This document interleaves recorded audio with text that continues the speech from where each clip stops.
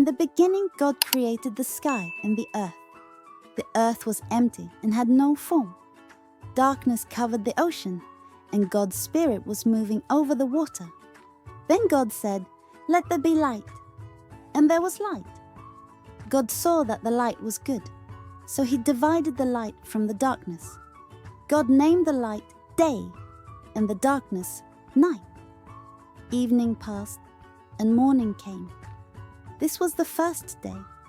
On the second day, God said, "Let there be something to divide the water in two." So God made the air to divide the water in two. Some of the water was above the air, and some of the water was below it. God named the air sky. Evening passed, and morning came. This was the second day. On the third day, God said, "Let the water under the sky be gathered together so the dry land will appear." And it happened. God named the dry land earth. He named the water that was gathered together seas. God saw that this was good. God said, "Let the earth produce plants. Some plants will make grain for seeds. Others will make fruit with seeds in it. Every seed will produce more of its own kind of plant." And it happened. The earth produced plants. Some plants had grain for seeds. The trees made fruit with seeds in it. Each seed grew its own kind of plant. God saw that all this was good. Evening passed, and morning came. This was the third day. On the fourth day, God said, "Let there be lights in the sky to separate day from night. These lights will be used for signs, seasons, days, and years. They will be in the sky to give light to the earth." And it happened.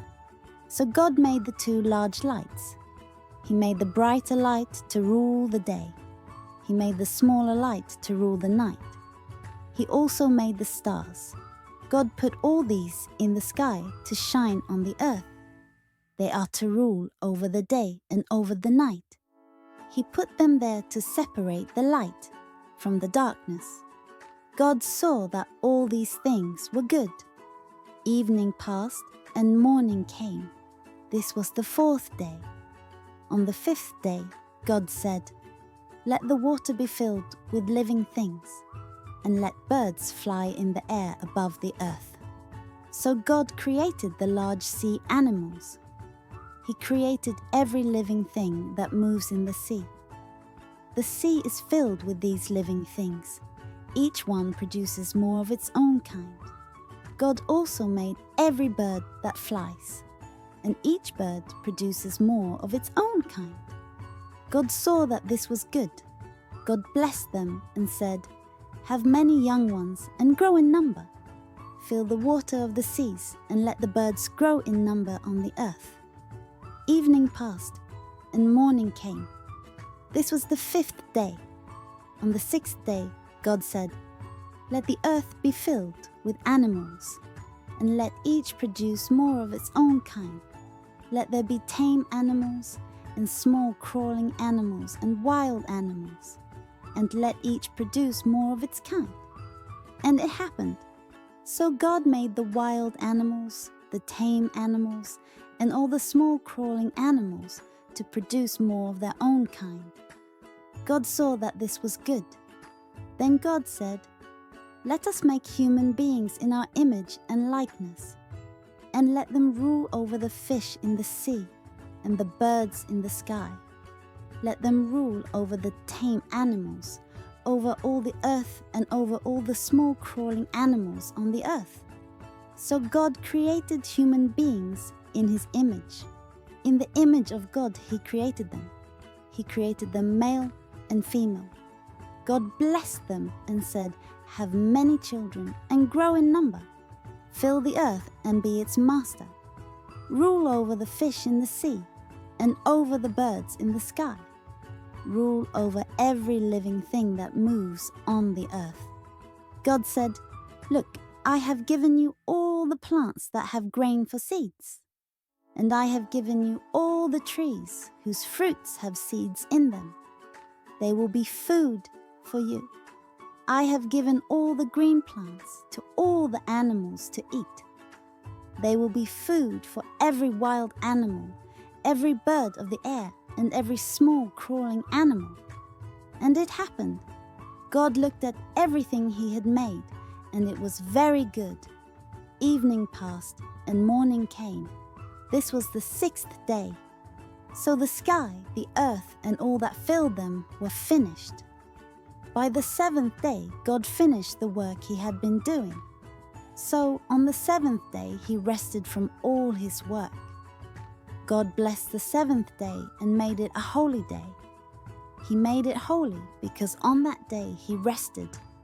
He rested from all the work he had done in creating the world. In the very beginning, when the world was just created, there was a magnificent garden called Eden, filled with the wonders of God's creation. It was a special place, almost like a piece of heaven right here on earth.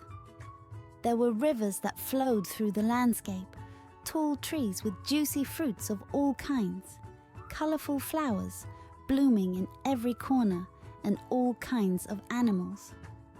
God placed Adam, the first man, right in the middle of this paradise. Adam was delighted with his new home. He wandered around Eden, marveling at the beautiful garden and the clear, sparkling waters. He made friends with gentle deer, watched squirrels chasing each other, and listened to the birds singing melodious tunes. Despite all these joys, as time passed, Adam started feeling lonely. Even though he could chat with parrots and play with the friendly foxes, he felt something was missing.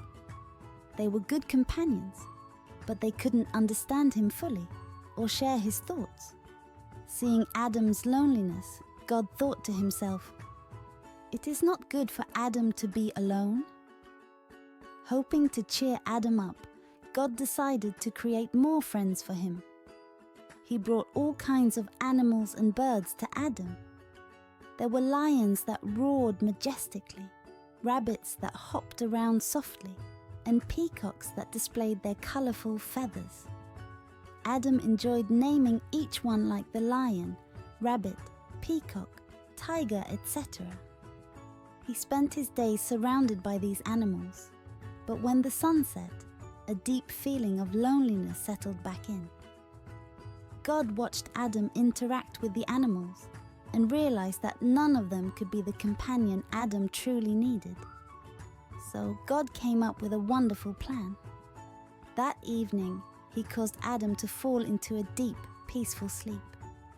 While Adam was sleeping, God took one of his ribs, and from it, he created a woman. He named her Eve. When Adam woke up the next morning, he was greeted by the sight of Eve standing near a blossoming tree, her smile bright and welcoming. Adam was overjoyed and exclaimed, "At last, someone just like me!" He felt an immediate bond with Eve, as if he had known her all his life. Together, Adam and Eve explored every corner of the garden.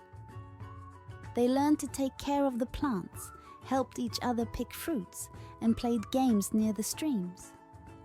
Every evening, they would sit under the stars, sharing stories of their day and planning for tomorrow. Their laughter and voices filled Eden with life and joy. Their happiness made God very pleased. He blessed Adam and Eve, saying, "Grow your family and take care of this garden. Watch over the fish in the sea, the birds in the sky, and all the creatures that move on the ground." And so, Adam and Eve lived happily in the Garden of Eden. They never felt lonely again as they had each other's company. They took care of their beautiful home, living in harmony with nature and all the creatures God had created. In the heart of a lush green paradise, known as the Garden of Eden, where vibrant flowers bloomed year-round and wildlife roamed freely, there stood an extraordinary tree. This was not just any tree, but the tree of knowledge, of good and evil. Its branches are filled with fruit that sparkled like jewels under the sun's gentle rays. God had made this tree the singular test of obedience for the first humans, Adam and Eve, forbidding them from eating its fruit. Adam and Eve lived in harmony with the garden's creatures, their days filled with wonder and happiness. However, peacefulness in the garden had its opposition in the form of a clever serpent known for its cunning behavior beyond all the other wild animals that God had made. It watched Adam and Eve with envious eyes, ready to make mischief. One fateful day, as Eve strolled near the forbidden tree, admiring its beauty from a distance, the serpent crawled quietly beside her. Its voice was soft and charming as it spoke.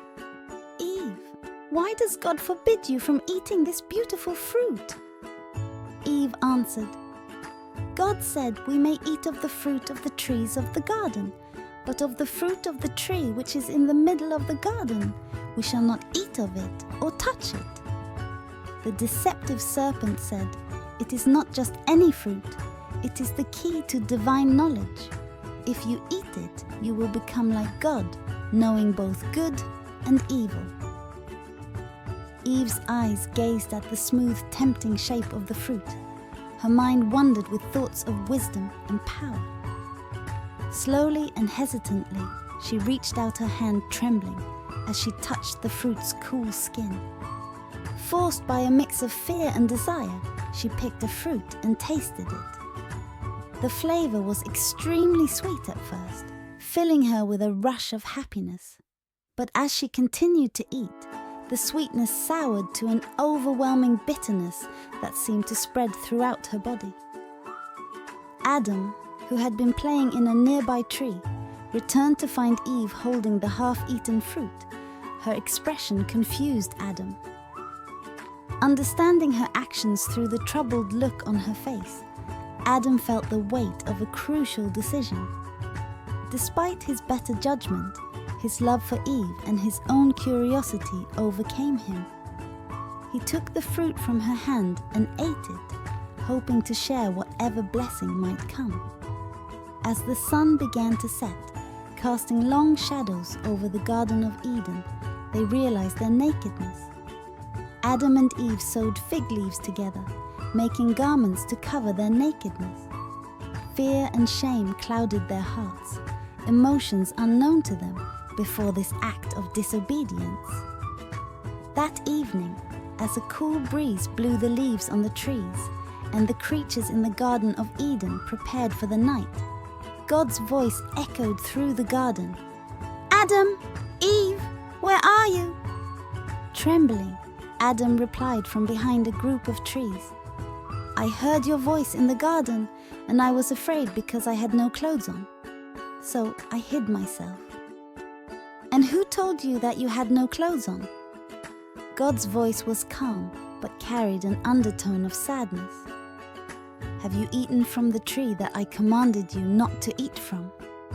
The blame shifted quickly in their panic. "The woman you put here with me, she gave me the fruit from the tree, and I ate it." Adam's voice betrayed his desperation.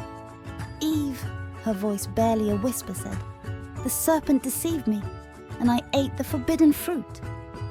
God's response was a deep, sorrowful sigh with disappointment. "Not only have you disobeyed me, but you also failed to apologize," he declared. God cursed the serpent to crawl on its belly and eat dust all the days of thy life. Adam and Eve were banished from the Garden of Eden. Their punishment was an endless toil and struggle in a world that would no longer yield to them as freely as the Garden of Eden had. As they left the paradise behind, their hearts heavy with regret, they knew they had altered the course of human destiny forever. Yet, despite their transgression, God's love followed them, a beacon of hope that even in their darkest moments, they were not forsaken. After Adam and Eve were banished from the Garden of Eden, they found their new home among thorns and thistles, where the soil turned hard and the sun blistered from above. The land was unyielding, but their love for each other remained unbroken. Together they began their life afresh, marked by hardship, but also by the joy of their union. Adam loved his wife very much, and eventually, Eve gave birth to their first son named Cain. Eve said, "With the Lord's help, I have given birth to a man." After some time, Eve gave birth to another son, and they named him Abel. As the boys grew, their paths varied. Cain, the elder son, tilled the earth as a farmer, while Abel cared for sheep with a shepherd's care. His heart was open and welcoming. One day, motivated by a desire to honor God, the brothers brought forth offerings. Cain gathered the crops of his labor from his farm, and Abel offered fat portions from the firstborn of his flock. They presented their gifts upon an altar under the watchful eyes of heaven. A divine fire consumed Abel's offering, showing God's acceptance, because Abel brought the best part from his flock of sheep with a clean heart. But Cain's offering from his farm lay untouched, because he did not make the sacrifice presentable to God. His hopes dashed and wounded. He became terribly angry and looked unhappy. The rejection of his sacrifice left a negative feeling in him. "Why are you angry? Why is your face downcast?" the Lord asked Cain, seeing the bitterness in his heart. "If you do good and what is right with a pure heart, I will accept your offering. But if you do not do what is right, sin is right at your door and ready to attack you. It desires to destroy you, but you must rule over it," God said. Yet Cain's heart became even more bitter towards his brother Abel. One day, Cain whispered to his brother Abel, "Let us go out to the field," and Abel followed his brother Cain. There, away from the watchful eyes of their parents, a terrible deed unfolded. Cain rose against Abel and slayed him in the fields. Where brotherhood should have reigned, bloodshed took its place. Abel's cries echoed unanswered, absorbed by the earth. Later, the Lord said to Cain, "Where is your brother Abel?" "I do not know," Cain replied. His voice was cold and angry. "Is it my job to take care of my brother? Am I my brother's keeper?" "What have you done?" God's voice thundered. "Listen, your brother's blood cries out to me from the ground. Now you are under a curse and driven from the ground, which opened its mouth to receive your brother's blood from your hand." Cain's punishment was severe. When you till the ground and plant crops, it will no longer yield its crops for you, and you will be a restless wanderer on the earth. Cain said to the Lord, "My punishment is more than I can bear. Today you are driving me from the land, and I will be hidden from your presence. I will be a restless wanderer on the earth, and whoever finds me will kill me." But the Lord provided Cain with a mark, not as a curse but as a protection, so that if anyone kills Cain, they will suffer vengeance 7 times more.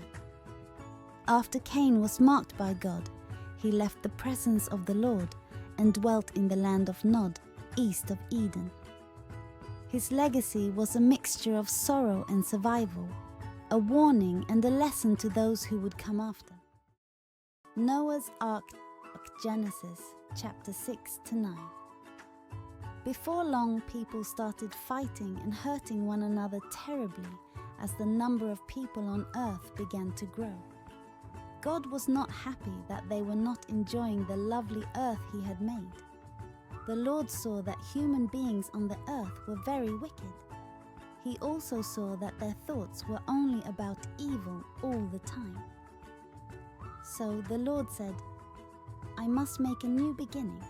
I will send a flood to cover the whole earth, and I will destroy every animal and everything that crawls on the earth.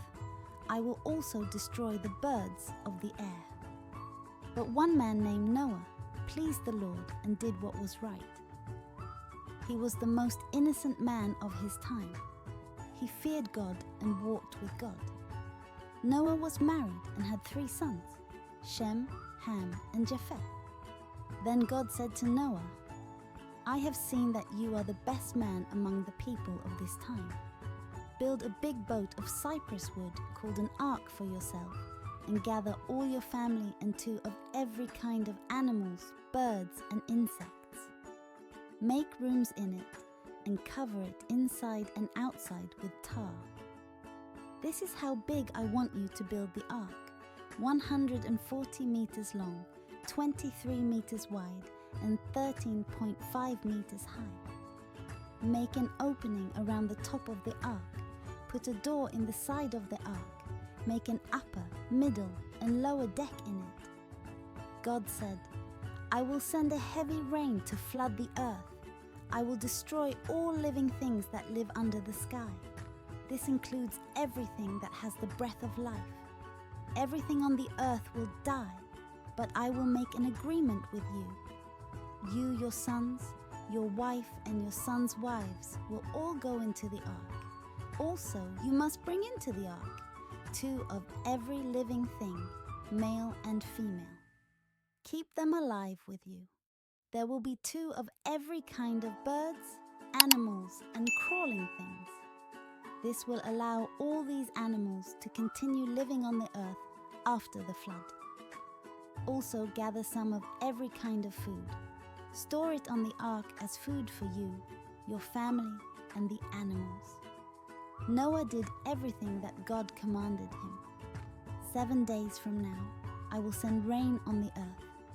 It will rain for 40 days and 40 nights. I will destroy from the earth every living thing that I made. Noah was 600 years old when the flood came. He, his wife, his sons, and their wives went into the ark. They went in to escape the rain of the flood. Also, all the animals went into the ark in groups of 2, male and female. This was just as God had commanded Noah. 7 days later, God sent the rain and the flood started. For 40 days and 40 nights, it rained so hard that the water continued to rise and the ark floated above the earth. The water rose so much that even the highest mountains under the sky were covered by it. The water continued to rise until it was more than 6.9 meters above the mountains. God destroyed all living things that moved on the earth. These included all the birds, tame animals, wild animals, and creatures that swarm on the earth, and all the human beings were destroyed. All that was left was Noah, his family, and the animals that were with him in the ark. And the waters continued to cover the earth for 150 days.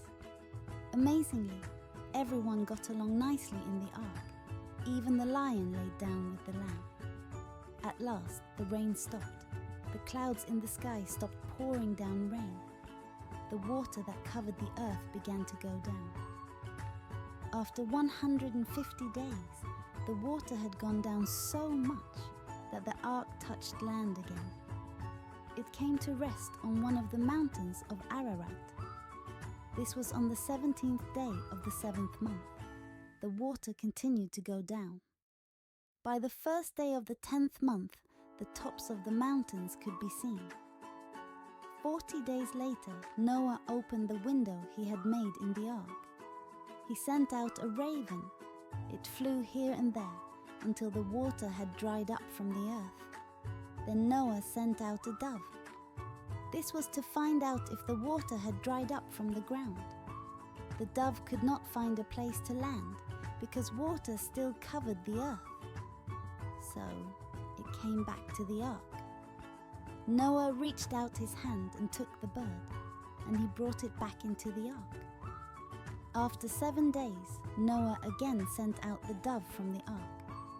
And that evening, it came back to him with a fresh olive leaf in its mouth. Then Noah knew that the ground was almost dry. 7 days later, he sent the dove out again. But this time, it did not come back. Noah was now 601 years old. It was the first day of the first month of that year. The the water was dried up from the land. Noah removed the covering of the ark and saw that the land was dry. By the 27th day of the 2nd month, the land was completely dry. Then God said to Noah, "You, your wife, your sons and their wives should go out of the ark. Bring every animal out of the ark with you, the birds, animals, and everything that crawled on the earth. Let them have many young ones and let them grow in number. So will every animal that crawls on the ground and every fish in the sea respect and fear you. I have given them to you. Everything that moves, everything that is alive, is yours for food. Earlier I gave you the green plants, and now I give you everything for food. But you must not eat meat that still has blood in it, because blood gives life. I will demand your blood for your lives. That is, I will demand the life of any animal that kills a person. And I will demand the life of anyone who takes another person's life. Whoever kills a human being will be killed by a human being. This is because God made humans in His own image. Noah, I want you and your family to have many children, grow in number on the earth and become many." Then God said to Noah and his sons, "Now I am making an agreement with you and the people who will live after you. I make this agreement with you. I will never again destroy all living things by flood waters. A flood will never again destroy the earth. It will continue from now on. This is the sign.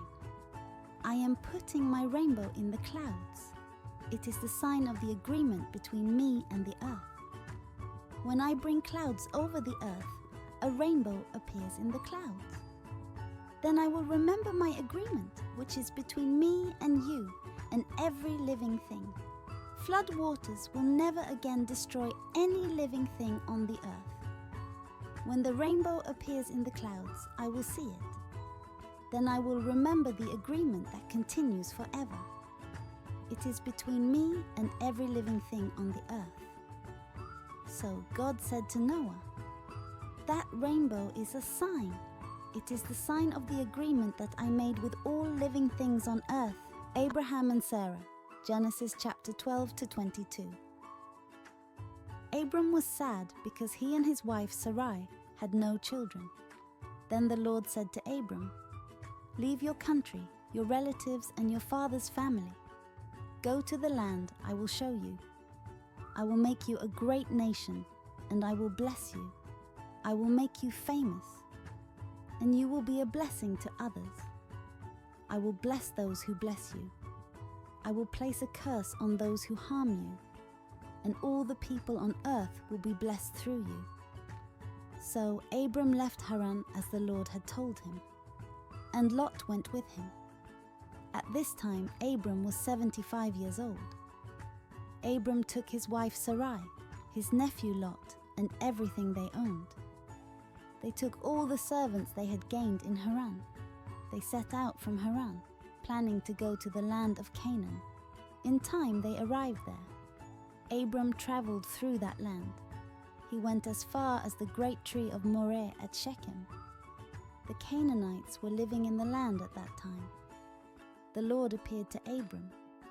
The Lord said, "I will give this land to your descendants." So Abram built an altar there to the Lord, who had appeared to him. Then Abram traveled from Shechem to mountain east of Bethel, and he set up his tent there. Bethel was to the west, and Ai was to the east. There Abram built another altar to the Lord and worshipped him. After this, he traveled on towards southern Canaan. At this time, there was not much food in the land. So Abram went down to Egypt to live because there was so little food. Just before they arrived in Egypt, Abram said to his wife Sarai, "I know you are a very beautiful woman. When the Egyptians see you, they will say, 'This woman is his wife.' Then they will kill me, but let you live. Tell them you are my sister. Then things will go well with me, and I may be allowed to live because of you." So Abram went into Egypt. The people of Egypt saw that Sarai was very beautiful. Some of the Egyptian officers saw her also. They told the king of Egypt how beautiful she was. They took her to the king's palace. The king was kind to Abram because he thought Abram was Sarai's brother. He gave Abram sheep, cattle, and male and female donkeys. Abram was also given male and female servants and camels. But the Lord sent terrible diseases on the king and all the people in his house.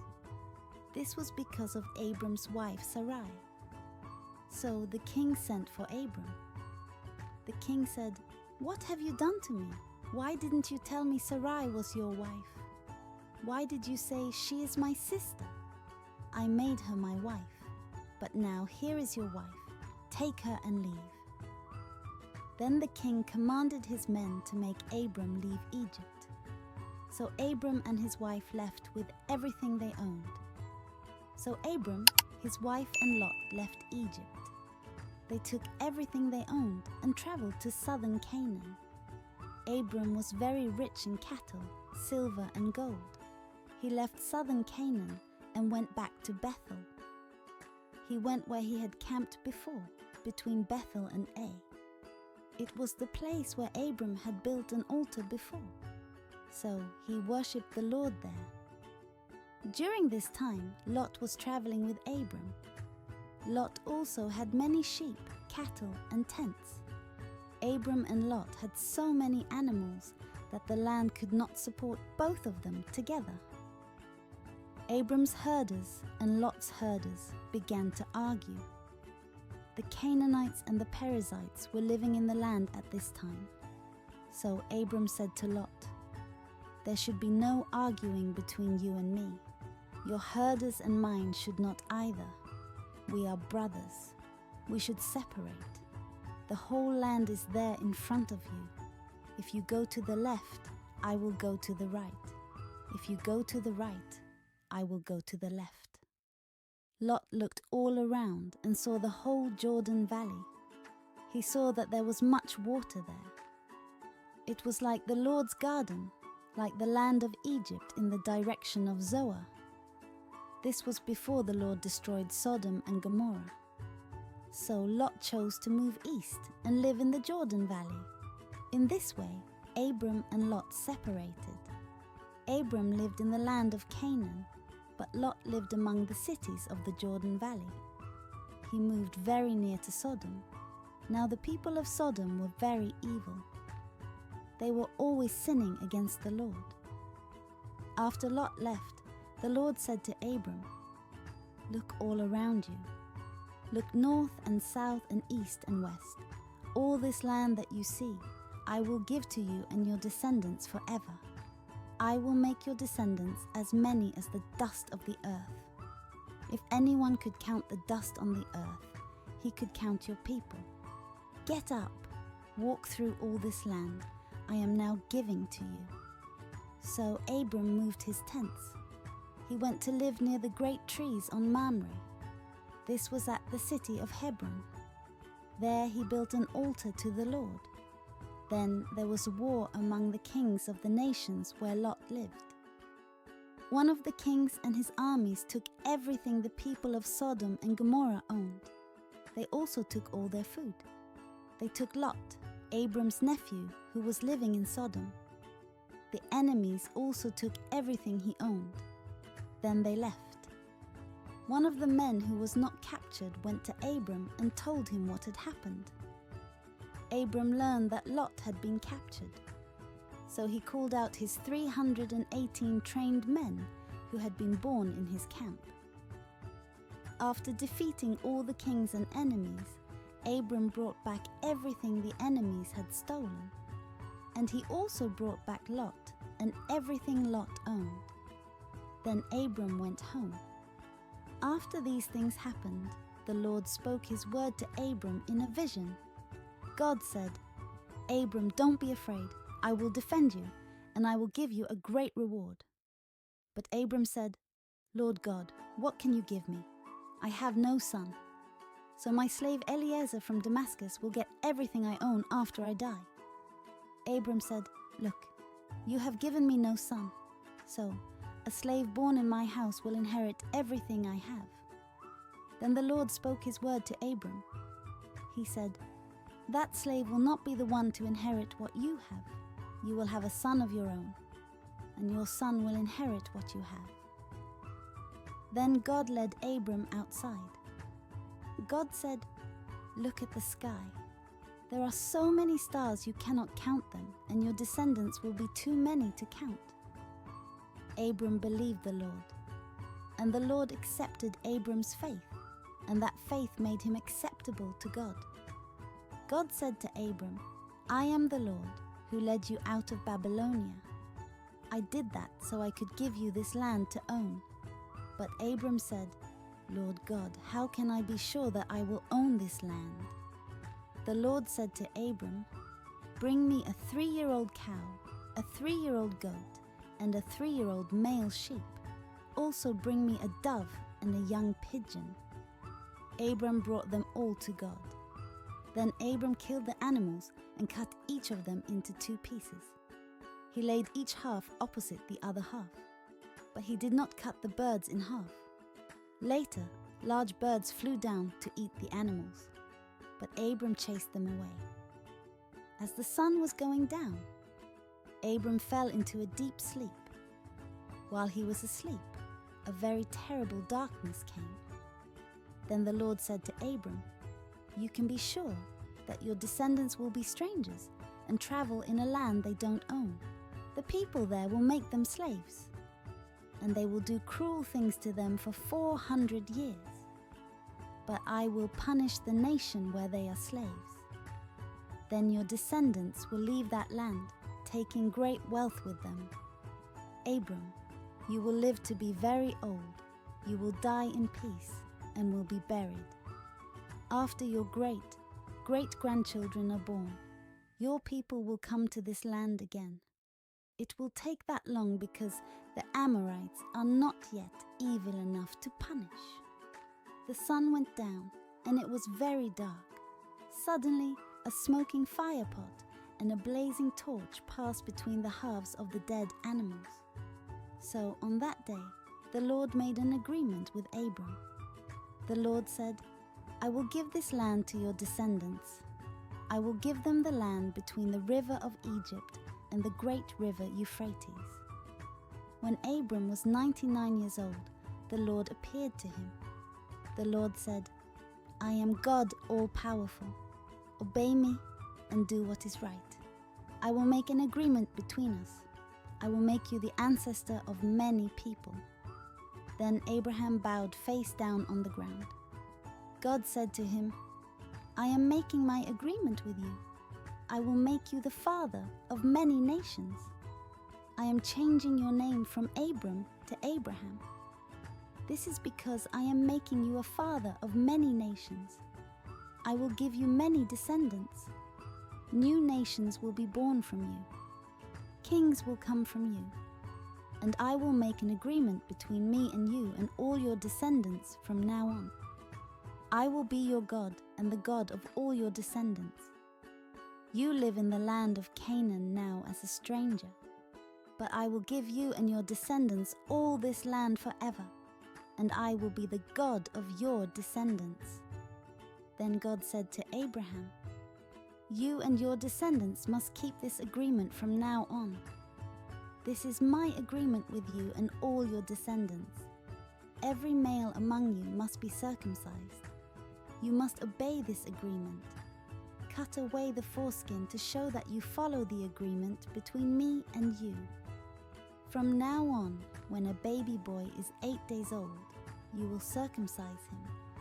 This includes any boy born among your people or any who is your slave. He would not be one of your descendants. So, circumcise every baby boy. Circumcise him whether he is born in your family or bought as a slave. Your bodies will be marked. This will show that you are part of my agreement that lasts forever. Any male who is not circumcised will be separated from his people. He has broken my agreement. God said to Abraham, "I will change the name of Sarai, your wife. Her new name will be Sarah. I will bless her. I would give her a son, and you will be the father. She will be the mother of many nations. Kings of nations will come from her." Abraham bowed face down on the ground and laughed. He said to himself, "Can a man have a child when he is 100 years old? Can Sarah give birth to a child when she is 90? Then Abraham said to God, "Please let Ishmael be the son you promised." God said, "No, Sarah, your wife will have a son, and you will name him Isaac, which means laughter. I will make my agreement with him. It will be an agreement that continues forever with all his descendants. You asked me about Ishmael, and I heard you. I will bless him. I will give him many descendants, and I will cause their numbers to grow very greatly. He will be the father of 12 great leaders. I will make him into a great nation, but I will make my agreement with Isaac. He is the son whom Sarah will have at this same time next year." After God finished talking with Abraham, God rose and left him. Then Abraham gathered Ishmael and all the males born in his camp. He also gathered the slaves he had bought. So that day, Abraham circumcised every man and boy in his camp. This was what God had told him to do. Abraham was 99 years old when he was circumcised. And Ishmael, his son, was 13 years old when he was circumcised. Abraham and his son were circumcised on that same day. Also on that day, all the men in Abraham's camp were circumcised. This included all those born in his camp, and all the slaves he had bought from other nations. Later, the Lord again appeared to Abraham near the great trees of Mamre. At that time, Abraham was sitting at the door of his tent. It was during the hottest part of the day. He looked up and saw 3 men standing near him. When Abraham saw them, he ran from his tent to meet them. He bowed his face down on the ground before them. Abraham said, "Sir, if you think well of me, please stay a while with me, your servant. I will bring some water so all of you can wash your feet. You may rest under the tree. I will get some bread for you so you can regain your strength. Then you may continue your journey." The 3 men said, "That is fine. Do as you said." Abraham hurried to the tent where Sarah was. He said to her, "Hurry, prepare 22 liters of fine flour. Make it into loaves of bread." Then Abraham ran to his cattle. He took one of his best calves and gave it to a servant. The servant hurried to kill the calf and to prepare it for food. Abraham gave the 3 men the calf that had been cooked. He also gave them milk curds and milk. While the 3 men ate, he stood under the tree near them. The men asked Abraham, "Where is your wife, Sarah?" "There in the tent," said Abraham. Then the Lord said, "I will certainly return to you about this time a year from now. At that time your wife Sarah will have a son." Sarah was listening at the entrance of the tent which was behind him. Abraham and Sarah were very old.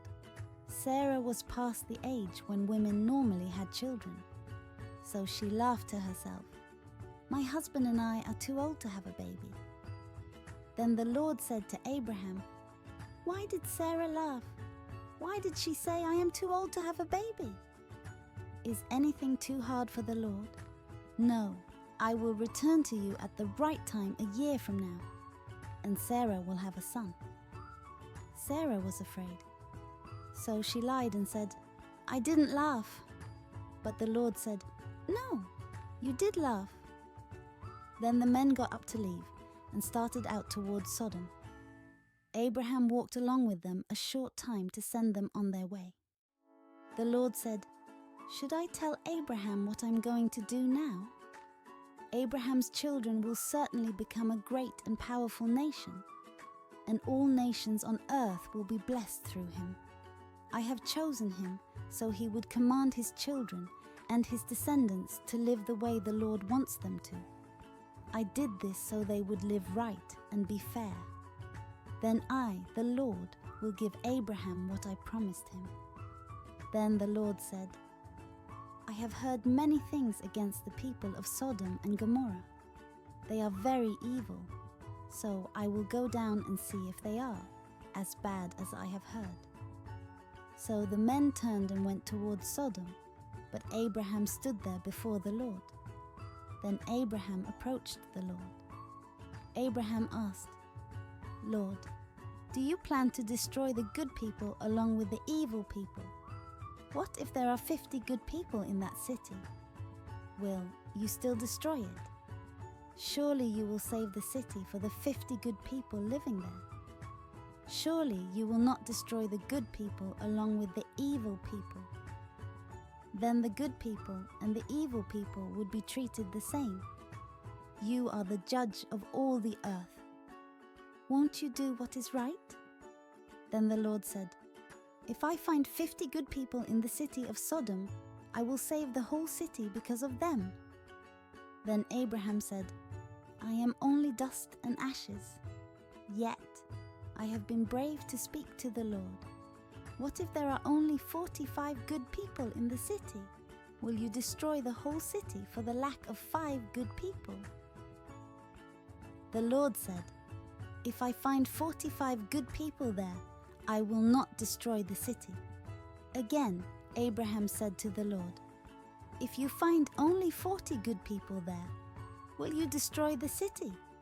The Lord said, "If I find 40 good people, I will not destroy the city." Then Abraham said, "Lord, please don't be angry with me. Let me ask you this.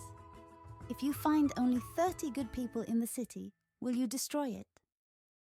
The Lord said, "If I find 30 good people there, I will not destroy the city." Then Abraham said, "I have been brave to speak to the Lord, but what if there are 20 good people in the city?" The Lord answered, "If I find 20 good people there, I will not destroy the city." Then Abraham said, "Lord, please don't be angry with me. Let me bother you this one last time. What if you find 10 good people there?" The Lord said, "If I find 10 good people there, I will not destroy it." When the Lord finished speaking to Abraham, he left, and Abraham returned home. The Lord cared for Sarah as he had said. He did for her what he had promised. Sarah became pregnant, and she gave birth to a son for Abraham in his old age. Everything happened at the time God had said it would. Abraham named his son Isaac. Sarah gave birth to this son of Abraham. Abraham circumcised Isaac when he was 8 days old, as God had commanded. Abraham was 100 years old when his son Isaac was born, and Sarah said, "God has made me laugh. Everyone who hears about this will laugh with me. No one thought I would be able to give birth to Abraham's child, but I have given Abraham a son while he is old." After these things, God tested Abraham's faith. God said to him, "Abraham," and he answered, "Here I am." Then God said, "Take your only son Isaac, the son you love. Go to the land of Moriah. There, kill him and offer him as a whole burnt offering. Do this on one of the mountains there. I will tell you which one." Early in the morning, Abraham got up and saddled his donkey. He took Isaac and 2 servants with him. He cut the wood for the sacrifice. Then they went to the place God had told them to go. On the 3rd day, Abraham looked up and saw the place in the distance. He said to the servants, "Stay here with the donkey. My son and I will go over there and worship. Then we will come back to you." Abraham took the wood for the sacrifice and gave it to his son to carry. Abraham took the sword and the fire. So Abraham and his son went on together. Isaac said to his father Abraham, "Father!" Abraham answered, "Yes, my son." Isaac said, "We have the fire and the wood. "But where is the lamb? We will burn as a sacrifice." Abraham answered, "God will give us the lamb for the sacrifice, my son." So Abraham and his son went on together. They came to the place God had told him about. There, Abraham built an altar. He laid the wood on it. Then he tied up his son Isaac, and he laid Isaac on the wood on the altar. Then Abraham took his sword and was about to sacrifice his son. But the angel of the Lord called to him from heaven. The angel said, "Abraham, Abraham." Abraham answered, "Yes." The angel said, "Don't sacrifice your son or hurt him in any way. Now I can see that you respect God. I see that you have not kept your son, your only son, from me." Then Abraham looked up and saw a male sheep. Its horns were caught in a bush. So Abraham went and took the sheep and sacrificed it. He offered it as a whole burnt offering to God. Abraham's son was saved. So Abraham named that place "The Lord Gives." Even today, people say, "On the mountain of the Lord, it will be given." The angel of the Lord called to Abraham from heaven a second time. The angel said, "The Lord says, you did not keep back your son, your only son, from me. Because you did this, I make you this promise by my own name. I will surely bless you and give you many descendants. They will be as many as the stars in the sky and the sand of the seashore, and they will capture the cities of their enemies. Through your descendants, all the nations on earth will be blessed. This is because you obeyed me." Then Abraham returned to his servants. They all traveled back to Beersheba, and Abraham stayed there. Abraham was now very old. The Lord had blessed him in every way. Abraham's oldest servant was in charge of everything Abraham owned. Abraham called that servant to him and said, "Put your hand under my leg. Make a promise to me before the Lord, the God of heaven and earth. Do not get a wife for my son from the Canaanite girls who live around here. Instead, go back to my country, to the land of my relatives. Get a wife for my son Isaac from there." The servant said to him, "What if this woman does not want to return with me to this land? Then should I take your son with me back to your homeland?" Abraham said to him, "No, do not take my son back there. The Lord is the God of heaven. He brought me from the home of my father and the land of my relatives. But the Lord promised me, I will give this land to your descendants. The Lord will send his angel before you. The angel will help you get a wife for my son there. But if the girl will not come back with you, you will be free from this promise. But you must not take my son back there." So the servant put his hand under his master's leg. He made a promise to Abraham about this. The servant took 10 of Abraham's camels and left. He carried with him many different kinds of beautiful gifts. He went to northwest Mesopotamia to Nahor's city. He made the camels kneel down at the well outside the city. It was in the evening when the women come out to get water. The servant said, "Lord, you are the God of my master Abraham.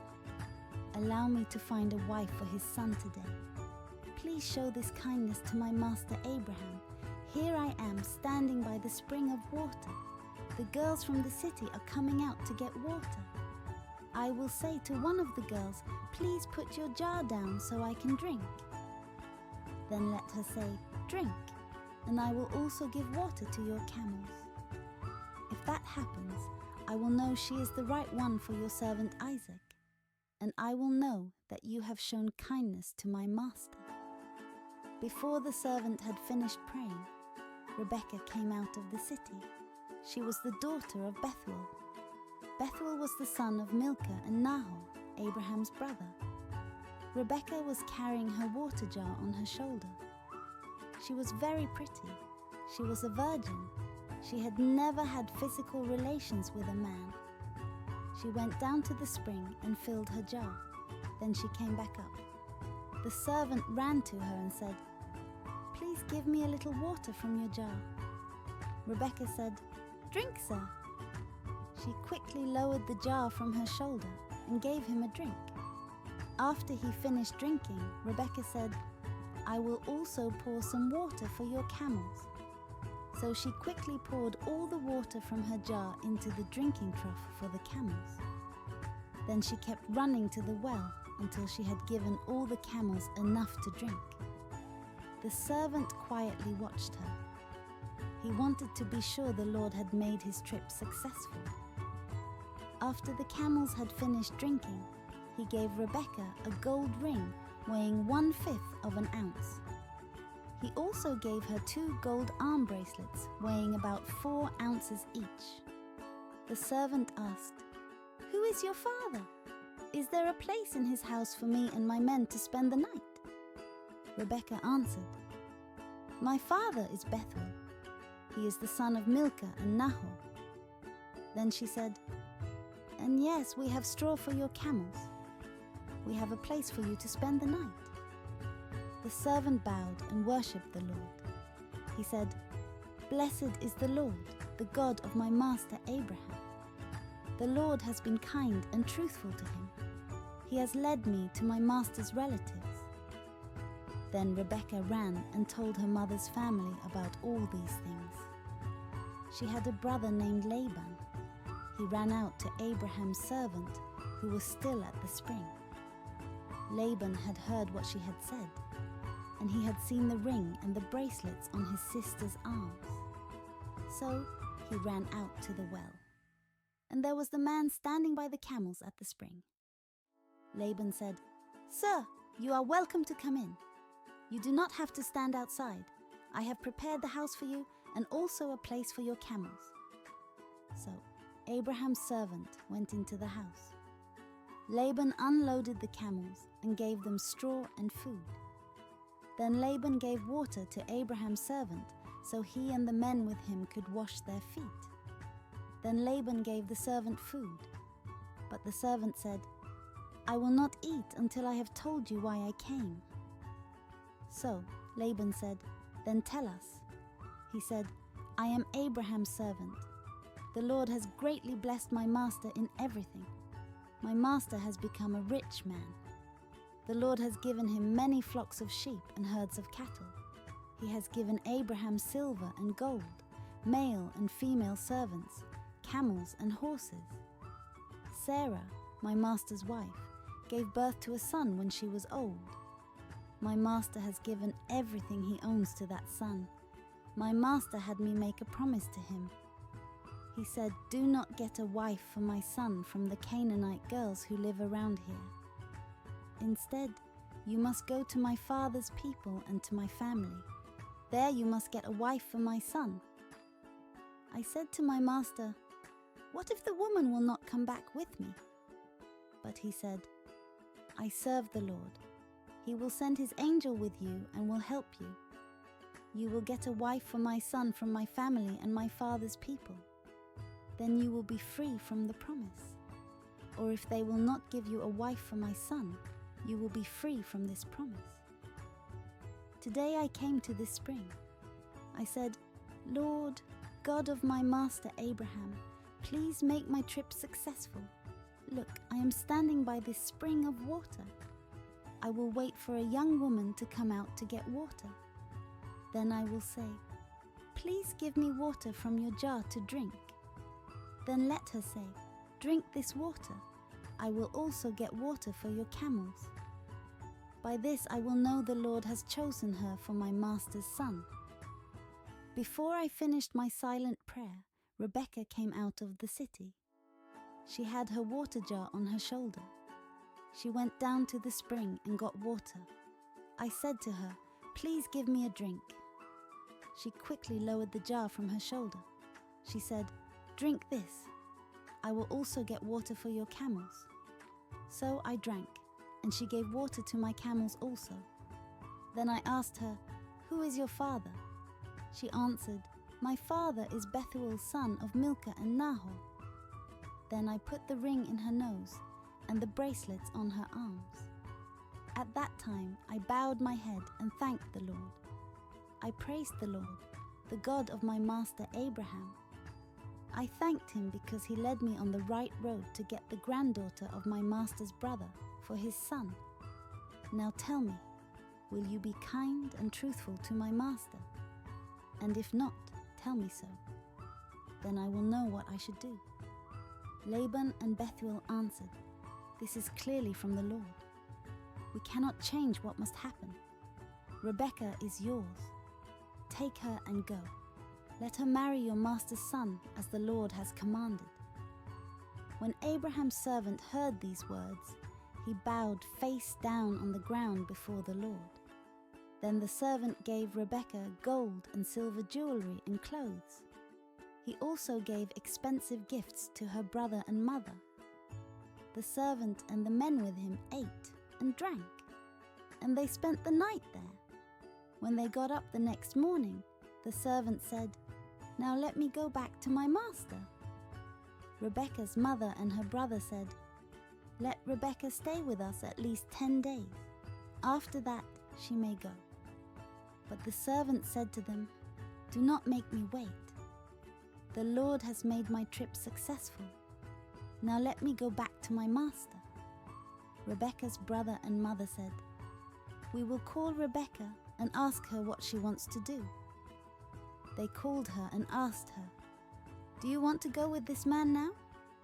She said, "Yes, I do." So they allowed Rebekah and her nurse to go with Abraham's servant and his men.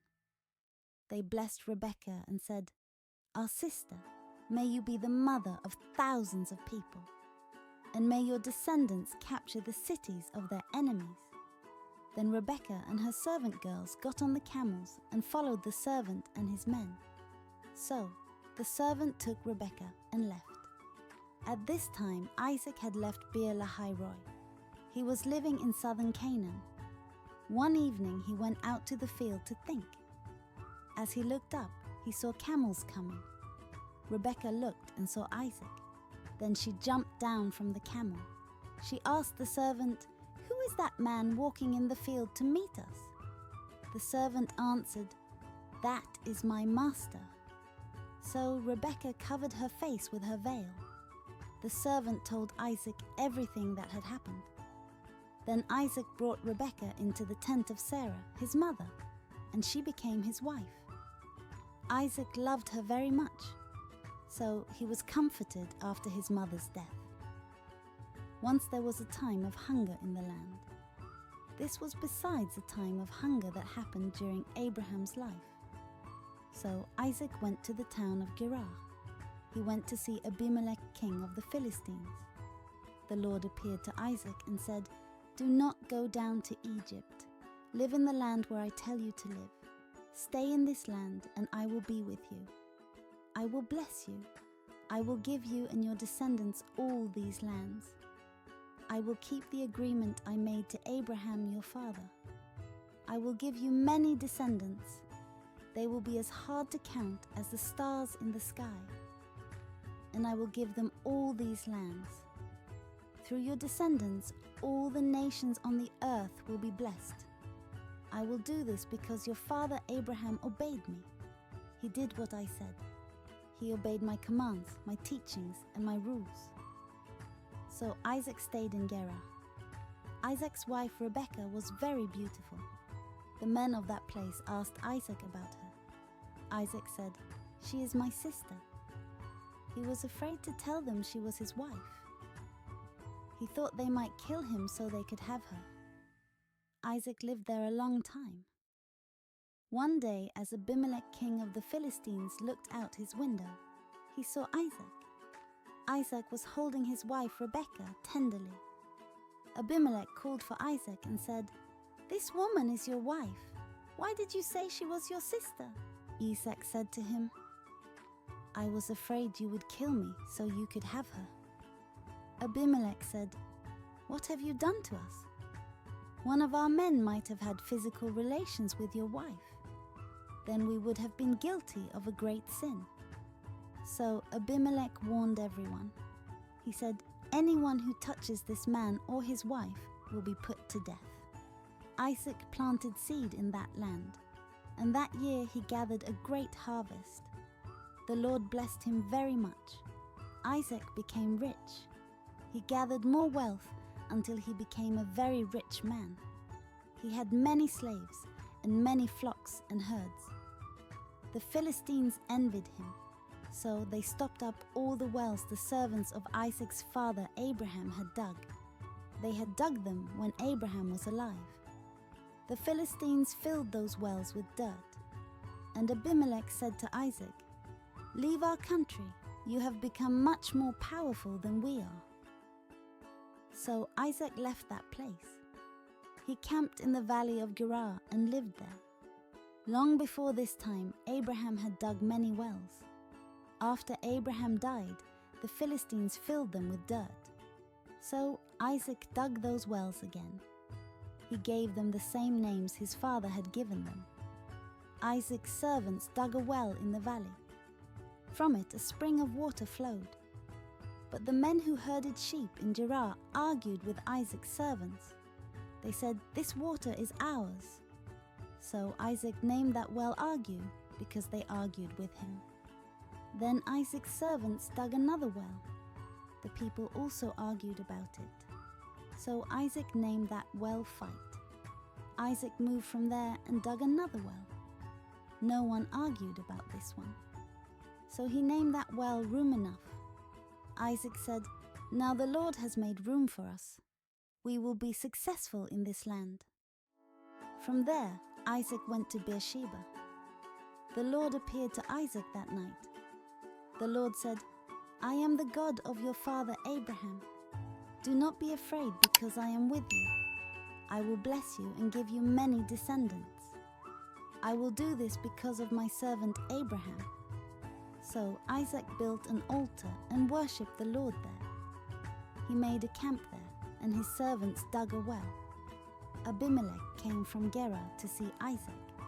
Abimelech brought with him Ahuzath, who advised him, and Phicol, the commander of his army. Isaac asked them, "Why have you come to see me? You were my enemy. You forced me to leave your country."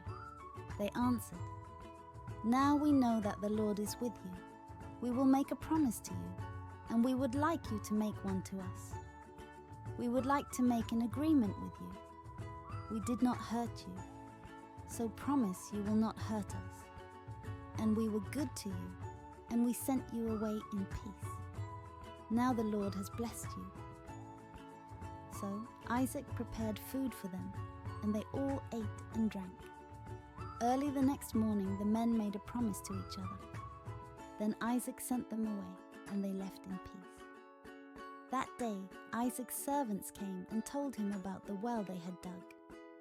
They said, "We found water in that well." So Isaac named it Sheba, and that city is still called Beersheba even now. This is the family history of Isaac. Abraham had a son named Isaac. When Isaac was 40 years old, he married Rebekah. Rebekah was from northwest Mesopotamia. She was Bethuel's daughter and the sister of Laban the Aramean. Isaac's wife could not have children. So Isaac prayed to the Lord for her.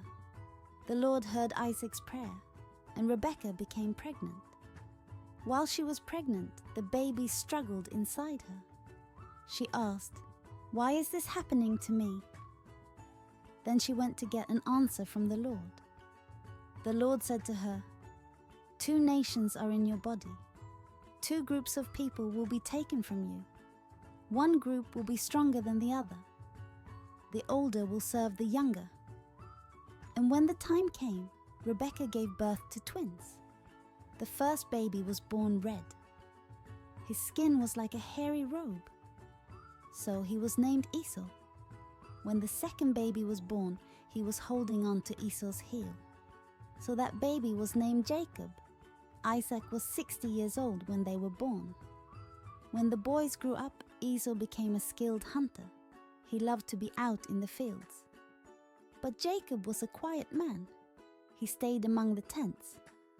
Isaac loved Esau. Esau hunted the wild animals that Isaac enjoyed eating. But Rebekah loved Jacob.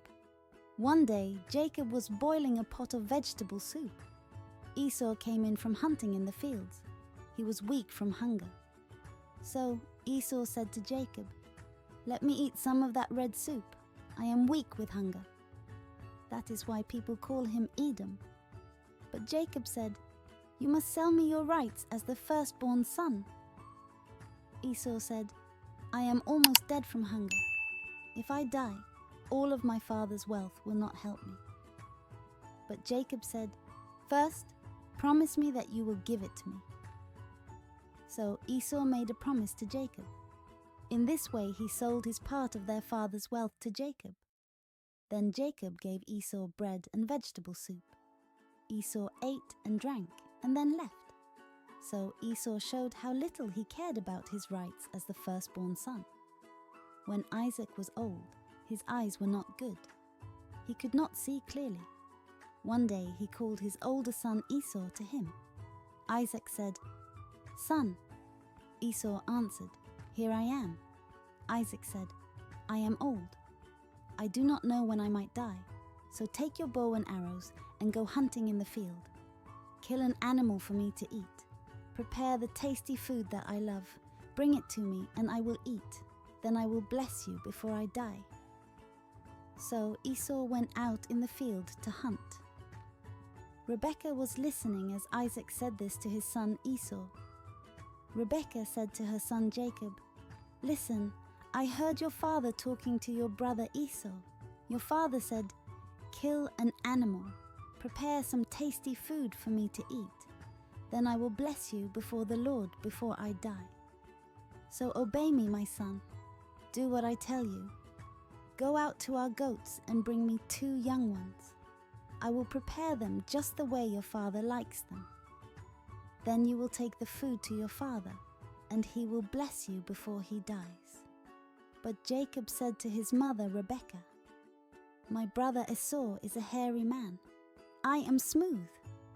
If my father touches me, he will know I am not Esau. Then he will not bless me. He will place a curse on me because I tried to trick him." So Rebekah said to him, "If your father puts a curse on you, I will accept the blame. Just do what I said. Get the goats for me." So Jacob went out and got 2 goats and brought them to his mother. Then she cooked them in the unique way Isaac enjoyed. She took the best clothes of her older son Esau that were in the house. She put them on the younger son Jacob. She took the skins of the goats, and she put them on Jacob's hands and neck. Then she gave Jacob the tasty food and the bread she had made. Jacob went in to his father and said, "Father." And his father said, "Yes, my son, who are you?" Jacob said to him, "I am Esau, your first son. I have done what you told me. Now sit up and eat some meat of the animal I hunted for you. Then bless me." But Isaac asked his son, "How did you find and kill the animal so quickly?" Jacob answered, "Because the Lord your God led me to find it." Then Isaac said to Jacob, "Come near so I can touch you, my son.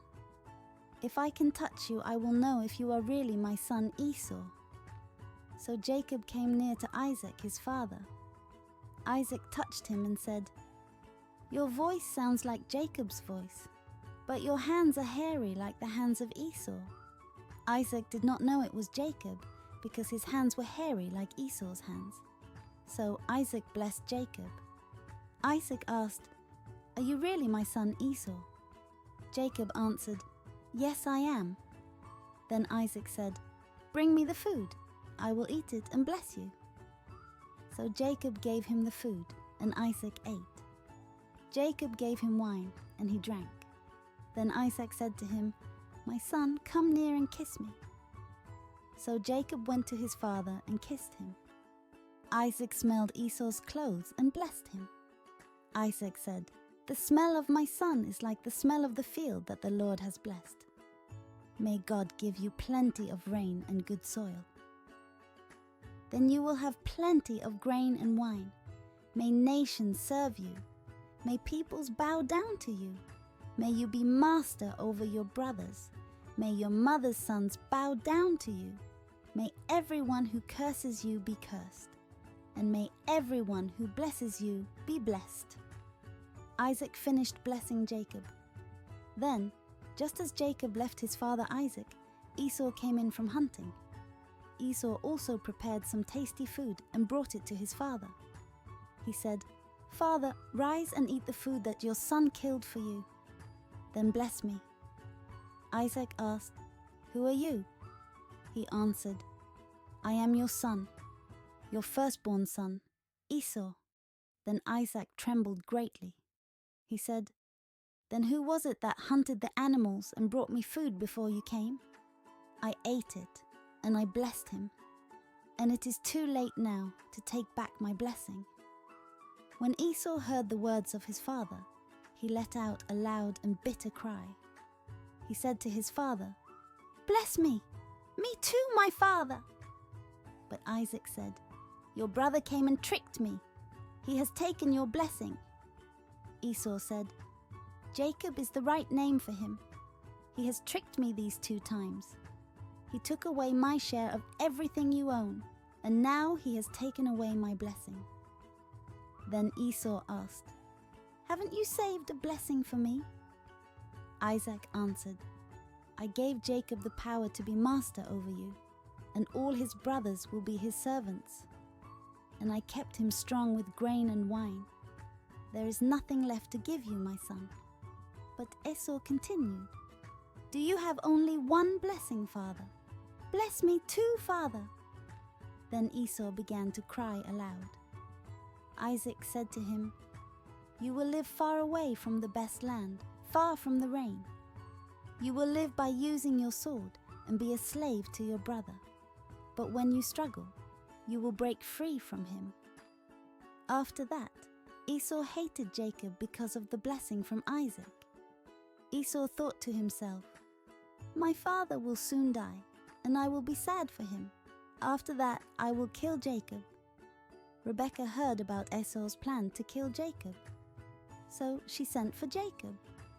She said to him, "Listen, your brother Esau is comforting himself by planning to kill you. So son, do what I say.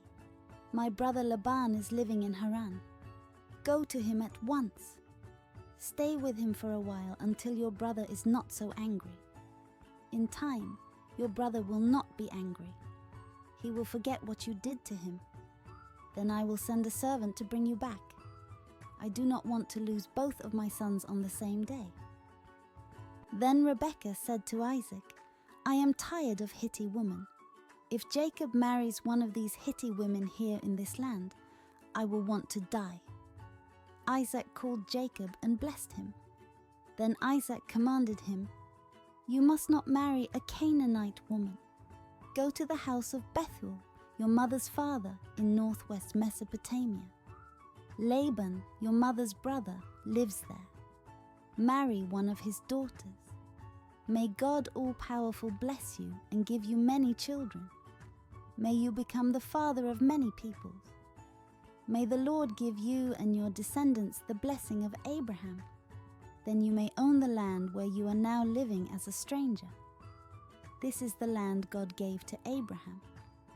So Isaac sent Jacob to northwest Mesopotamia. Jacob went to Laban, the brother of Rebekah. Bethuel, the Aramean, was the father of Laban and Rebekah, and Rebekah was the mother of Jacob and Esau. Esau learned that Isaac had blessed Jacob and sent him to northwest Mesopotamia. Jacob went to find a wife there. Esau also learned that Isaac had commanded Jacob not to marry a Canaanite woman.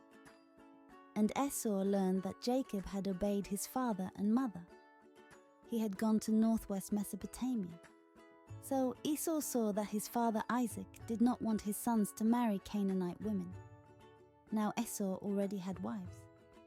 But he went to Ishmael, son of Abraham, and he married Mahalath, Ishmael's daughter. Mahalath was the sister of Nebaioth. Jacob left Beersheba and set out for Haran. He came to a place and spent the night there because the sun had set. He found a stone there and laid his head on it to go to sleep. Jacob dreamed that there was a ladder resting on the earth and reaching up into heaven, and he saw angels of God going up and coming down the ladder. And then Jacob saw the Lord standing above the ladder. The Lord said, "I am the Lord, the God of Abraham, your grandfather, and I am the God of Isaac. I will give you and your descendants the land on which you are now sleeping. Your descendants will be as many as the dust of the earth. They will spread west and east, north and south. All the families of the earth will be blessed through you and your descendants. I am with you, and I will protect you everywhere you go. And I will bring you back to this land. I will not leave you until I have done what I have promised you." Then Jacob woke from his sleep. He said, "Surely the Lord is in this place, but I did not know it." Jacob was afraid. He said, "This place frightens me. It is surely the house of God and the gate of heaven." Jacob rose early in the morning. He took the stone he had slept on and set it up on its end. Then he poured olive oil on the top of it. At first, the name of that city was Luz, but Jacob named it Bethel. Then Jacob made a promise. He said, "I want God to be with me and protect me on this journey. I want God to give me food to eat and clothes to wear. Then I will be able to return in peace to my father's house. If the Lord does these things, he will be my God. This stone which I have set up on its end will be the house of God, and I will give God 1/10 of all he gives me." Then Jacob continued his journey. He came to the land of the people of the east. He looked and saw a well in the field. 3 flocks of sheep were lying nearby, because they drank water from this well. A large stone covered the mouth of the well. All the flocks would gather there. The shepherds would roll the stone away from the well and water the sheep. Then they would put the stone back in its place. Jacob said to the shepherds there, "My brothers, where are you from?" They answered, "We are from Haran." Then Jacob asked, "Do you know Laban, grandson of Nahor?" They answered, "We know him." Then Jacob asked, "How is he?" They answered, "He is well. Look, his daughter Rachel is coming now with his sheep." Jacob said, "But look, it is still the middle part of the day. It is not time for the sheep to be gathered for the night. So give them water and let them go back into the pasture." But they said, "We cannot do that until all the flocks are gathered. Then we will roll away the stone from the mouth of the well and water the sheep." While Jacob was talking with the shepherds, Rachel came with her father's sheep. It was her job to take care of the sheep. Then Jacob saw Laban's daughter Rachel and Laban's sheep. So he went to the well and rolled the stone from its mouth. Then he watered Laban's sheep. Now Laban was the brother of Rebekah, Jacob's mother. Then Jacob kissed Rachel and cried. He told her that he was from her father's family. He said that he was the son of Rebekah. So Rachel ran home and told her father. When Laban heard the news about his sister's son Jacob, Laban ran to meet him. Laban hugged him, kissed him, and brought him to his house. Jacob told Laban everything that had happened. Then Laban said, "You are my own flesh and blood." So Jacob stayed there a month. Then Laban said to Jacob, "You are my relative, but it is not right for you to keep on working for me without pay. What would you like me to pay you?" Now Laban had 2 daughters. The older was Leah, and the younger was Rachel. Leah had weak eyes, but Rachel was very beautiful. Jacob loved Rachel. So he said to Laban, "Let me marry your younger daughter Rachel. If you will, I will work 7 years for you." Laban said, "It would be better for her to marry you than someone else. So stay here with me." So Jacob worked for Laban 7 years so he could marry Rachel. But they seemed to him like just a few days. This was because he loved Rachel very much. After 7 years, Jacob said to Laban, "Give me Rachel so that I may marry her. The time I promised to work for you is over." So Laban gave a feast for all the people there. That evening, Laban brought his daughter Leah to Jacob. Jacob and Leah had intimate relations together. Laban gave his slave girl Zilpah to his daughter to be her servant. In the morning, Jacob saw that he had had intimate relations with Leah. He said to Laban, "What have you done to me? I worked hard for you so that I could marry Rachel. Why did you trick me?"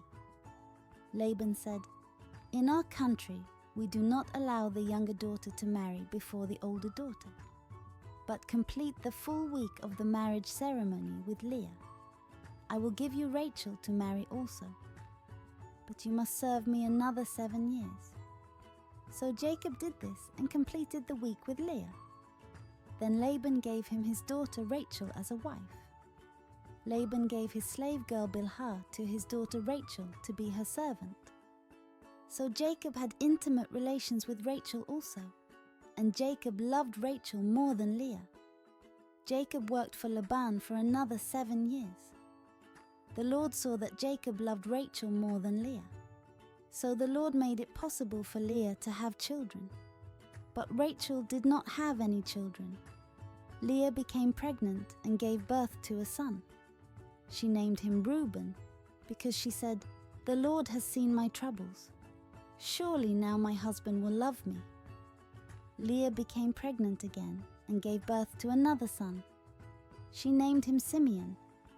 She said, "The Lord has heard that I am not loved, so he gave me this son." Leah became pregnant again and gave birth to another son. She named him Levi. Leah said, "Now surely my husband will be close to me. I have given him 3 sons." Then Leah gave birth to another son. She named him Judah. Leah named him this because she said, "Now I will praise the Lord." Then Leah stopped having children. Rachel saw that she was not giving birth to children for Jacob. So she envied her sister Leah. Rachel said to Jacob, "Give me children or I'll die." Jacob became angry with her. He said, "Can I do what only God can do?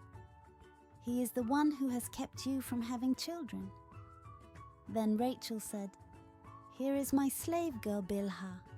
Have physical relations with her so she can give birth to a child for me. Then I can have my own family through her." So Rachel gave Bilhah, her slave girl, to Jacob as a wife, and he had physical relations with her. She became pregnant and gave Jacob a son.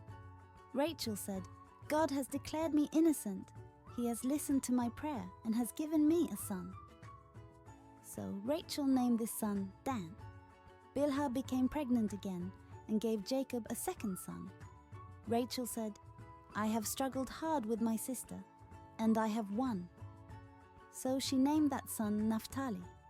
Leah saw that she had stopped having children. So she gave her slave girl Zilpah to Jacob as a wife. Then Zilpah had a son. Leah said, "I am lucky." So she named her son Gad. Zilpah gave birth to another son. Leah said, "I am very happy. Now women will call me happy."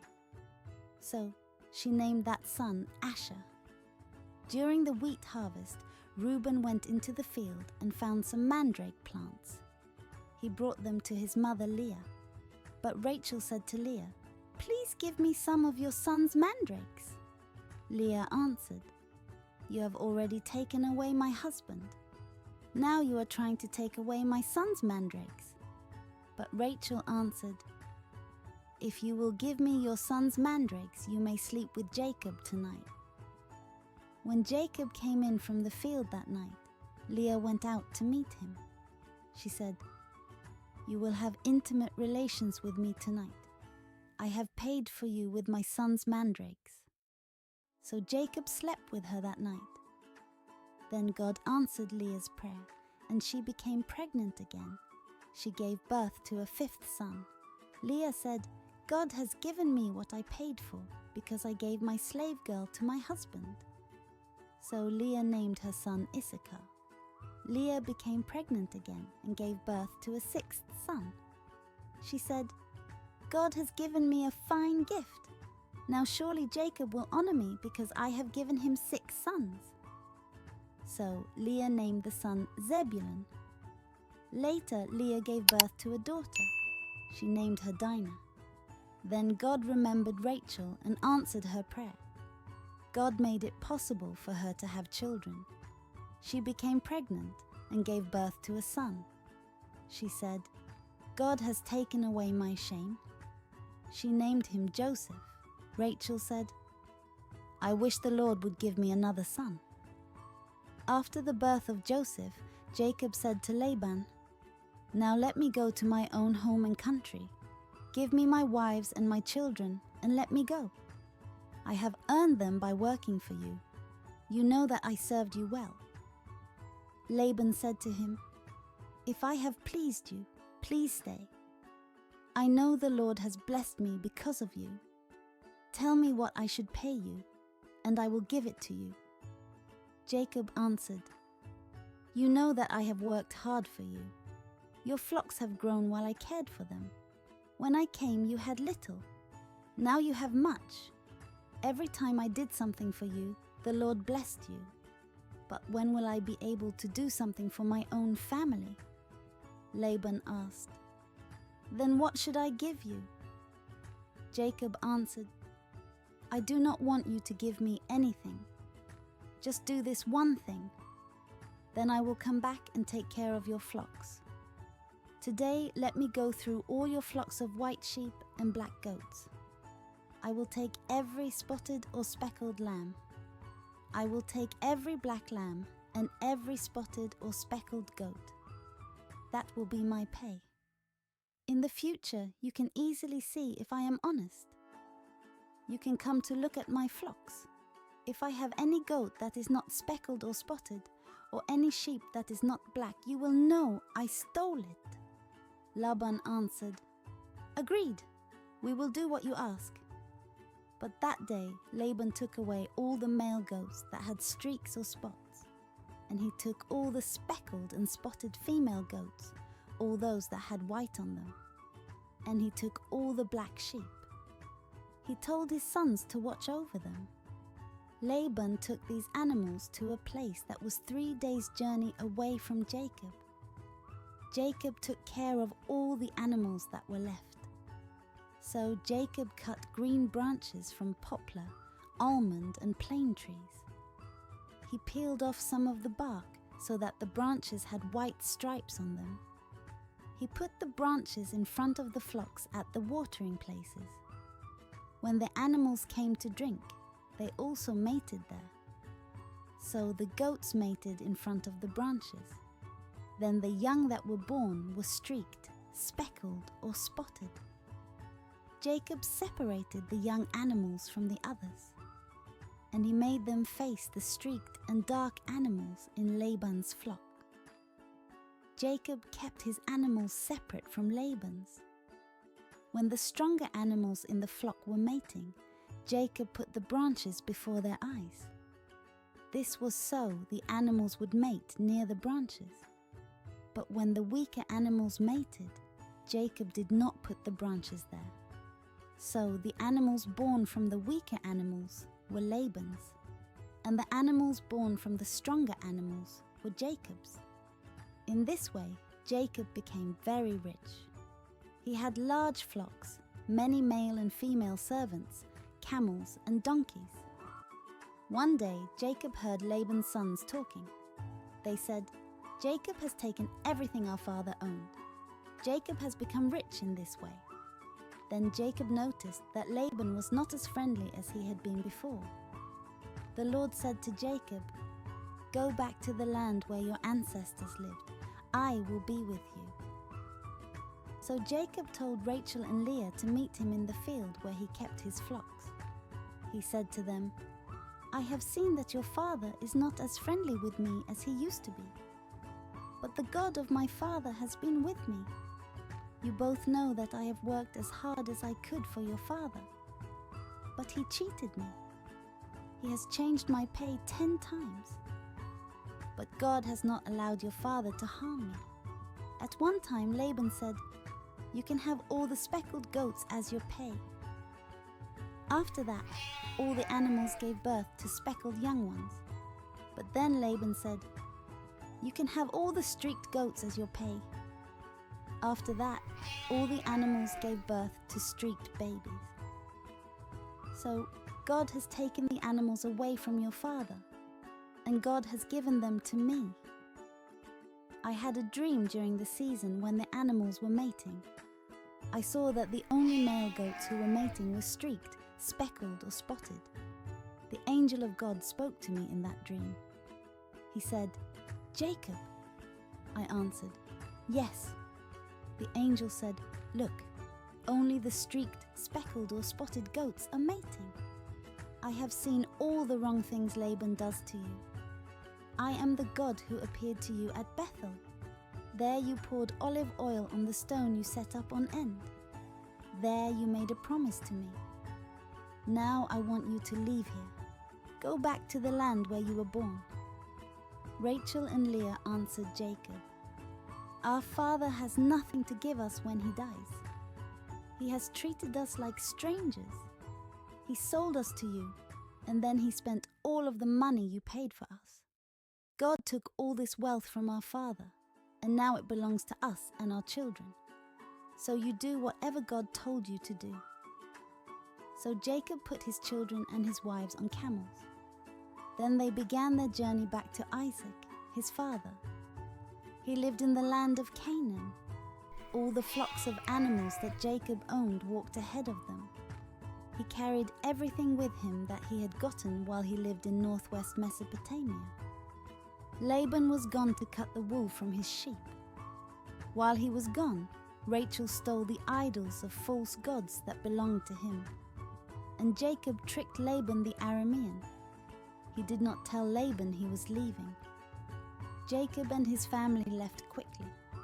They crossed the Euphrates River and traveled toward the mountains of Gilead. 3 days later, Laban learned that Jacob had run away. So Laban gathered his relatives and began to chase Jacob. After 7 days, Laban found him in the mountains of Gilead. That night, God came to Laban the Aramean in a dream. The Lord said, "Be careful. Do not say anything to Jacob, good or bad." So Laban caught up with Jacob. Now Jacob had made his camp in the mountains. So Laban and his relatives set up their camp in the mountains of Gilead. Laban said to Jacob, "What have you done? Why did you trick me? You took my daughters as if you had captured them in a war. Why did you run away without telling me? Why did you trick me? Why didn't you tell me? Then I could send you away with joy and singing. There would be the music of tambourines and harps. You did not even let me kiss my grandchildren and my daughters goodbye. You were very foolish to do this. I have the power to harm you. But last night the God of your father spoke to me. He warned me not to say anything to you, good or bad. I know you want to go back to your home. But why did you steal my idols?" Jacob answered Laban, "I left without telling you because I was afraid. I thought you would take your daughters away from me. If you find anyone here who has taken your idols, he will be killed. Your relatives will be my witnesses. You may look for anything that belongs to you. Take anything that is yours." Now Jacob did not know that Rachel had stolen Laban's idols. So Laban looked in Jacob's tent and in Leah's tent. He looked in the tent where the 2 slave women stayed, but he did not find his idols. When he left Leah's tent, he went into Rachel's tent. Rachel had hidden the idols inside her camel's saddle, and she was sitting on them. Laban looked through the whole tent, but he did not find them. Rachel said to her father, "Father, don't be angry with me. I am not able to stand up before you. I am having my monthly period." So Laban looked through the camp, but he did not find his idols. Then Jacob became very angry. He said, "What wrong have I done? What law have I broken to cause you to chase me? You have looked through everything I own, but you have found nothing that belongs to you. If you have found anything, show it to everyone. Put it in front of your relatives and my relatives. Then let them decide which one of us is right. I have worked for you now for 20 years.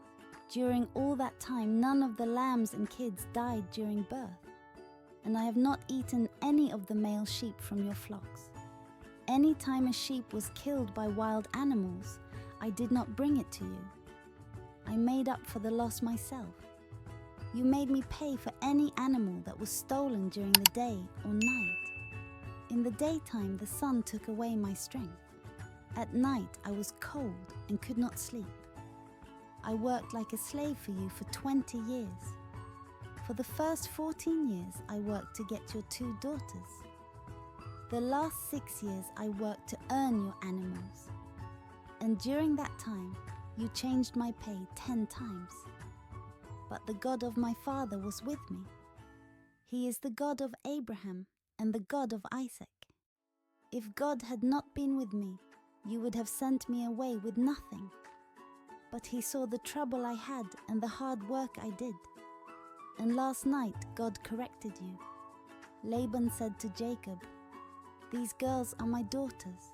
Their children belong to me, and these animals are mine. Everything you see here belongs to me, but I can do nothing to keep my daughters and their children. Let us make an agreement. Let us set up a pile of stones to remind us of our agreement." So Jacob took a large rock and set it up on its end. He told his relatives to gather rocks. So they took the rocks and piled them up. Then they ate beside the pile of rocks. Laban named that place in his language a pile to remind us, and Jacob gave the place the same name in Hebrew. Laban said to Jacob, "This pile of rocks will remind us of the agreement between us." That is why the place was called a pile to remind us. It was also called Mizpah. This was because Laban said, "Let the Lord watch over us while we are separated from each other. Remember that God is our witness. This is true even if no one else is around us. He will know if you harm my daughters or marry other women. Here is the pile of rocks that I have put between us. And here is the rock I set up on end. This pile of rocks and this rock set on end will remind us of our agreement. I will never go past this pile to hurt you, and you must never come to my side of them to hurt me. The God of Abraham is the God of Nahor and the God of their ancestors. Let God punish either of us if we break this agreement." So Jacob made a promise in the name of God. This was the God of his father Isaac. Then Jacob killed an animal and offered it as a sacrifice on the mountain. And he invited his relatives to share in the meal. After they finished eating, they spent the night on the mountain. Early the next morning, Laban kissed his grandchildren and his daughters. He blessed them, and then he left to return home. When Jacob also went his way, the angels of God met him. When Jacob saw them, he said, "This is the camp of God." So Jacob named that place Mahanaim. Jacob's brother Esau was living in the area called Seir, in the country of Edom. Jacob sent messengers to Esau. Jacob told the messengers, "Give this message to my master Esau. This is what Jacob, your servant, says. I have lived with Laban and have remained there until now. I have cattle, donkeys, flocks, and male and female servants. I send this message to you and ask you to accept us." The messengers returned to Jacob and said, "We went to your brother Esau. He is coming to meet you, and he has 400 men with him." Then Jacob was very afraid and worried. He divided the people who were with him into 2 camps. He also divided all the flocks, herds, and camels into 2 camps. Jacob thought, Esau might come and destroy one camp, but the other camp can run away and be saved. Jacob said, God of my father Abraham, God of my father Isaac, Lord, you told me to return to my country and my family. You said that you would do good to me. I am not worthy of the kindness and continual goodness you have shown me. The first time I traveled across the Jordan River, I had only my walking stick. But now I own enough to have 2 camps. Please save me from my brother Esau. I am afraid he will come and kill all of us, even the mothers with the children. You said to me, I will do good to you. I will make your children as many as the sand of the seashore. There will be too many to count. Jacob stayed there for the night. He prepared a gift for Esau from what he had with him. It was 200 female goats and 20 male goats, 200 female sheep and 20 male sheep.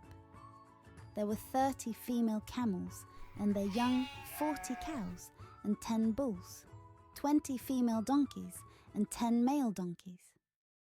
Jacob gave each separate flock of animals to one of his servants. Then he said to them, Go ahead of me and keep some space between each herd. Jacob gave them their orders. To the servant with the first group of animals, he said, My brother Esau will come to you. He will ask you, Whose servant are you? Where are you going? Whose animals are these? Then you will answer, These animals belong to your servant Jacob. He sent them as a gift to you, my master, Esau, and Jacob also is coming behind us.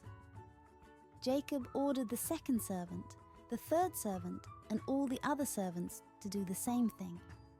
He said, Say the same thing to Esau when you meet him. Say, Your servant Jacob is coming behind us. Jacob thought, If I send this gift ahead of me, maybe Esau will forgive me. Then when I see him, perhaps he will accept me. So Jacob sent the gift to Esau. But Jacob stayed that night in the camp. During the night, Jacob rose and crossed the Jabbok River at the crossing. He took his 2 wives, his 2 slave girls, and his 11 sons with him. He sent his family and everything he had across the river. But Jacob stayed behind alone. And a man came and wrestled with him until the sun came up. The man saw that he could not defeat Jacob. So he struck Jacob's hip and put it out of joint. Then the man said to Jacob, Let me go, the sun is coming up. But Jacob said, I will let you go if you will bless me. The man said to him, What is your name? And he answered, Jacob. Then the man said, Your name will no longer be Jacob. Your name will now be Israel, because you have wrestled with God and with men, and you have won. Then Jacob asked him, Please tell me your name. But the man said, Why do you ask my name? Then he blessed Jacob there. So Jacob named that place Peniel. He said, I have seen God face to face, but my life was saved. Then the sun rose as he was leaving that place. Jacob was limping because of his leg. So even today the people of Israel do not eat the muscle that is on the hip joint of animals. This is because Jacob was touched there. Jacob looked up and saw Esau coming. With him were 400 men. So Jacob divided his children among Leah, Rachel, and the 2 slave girls. Jacob put the slave girls with their children first. Then he put Leah and her children behind them. And he put Rachel and Joseph last. Jacob himself went out in front of them. He bowed down flat on the ground 7 times as he was walking toward his brother. But Esau ran to meet Jacob. Esau put his arms around him and hugged him. Then Esau kissed him, and they both cried. Esau looked up and saw the women and children. He asked, "Who are these people with you?" Jacob answered, "These are the children God has given me. God has been good to me, your servant." Then the 2 slave girls and their children came up to Esau. They bowed down flat on the earth before him. Then Leah and her children came up to Esau. They also bowed down flat on the earth. Last of all, Joseph and Rachel came up to Esau, and they too bowed down flat before him.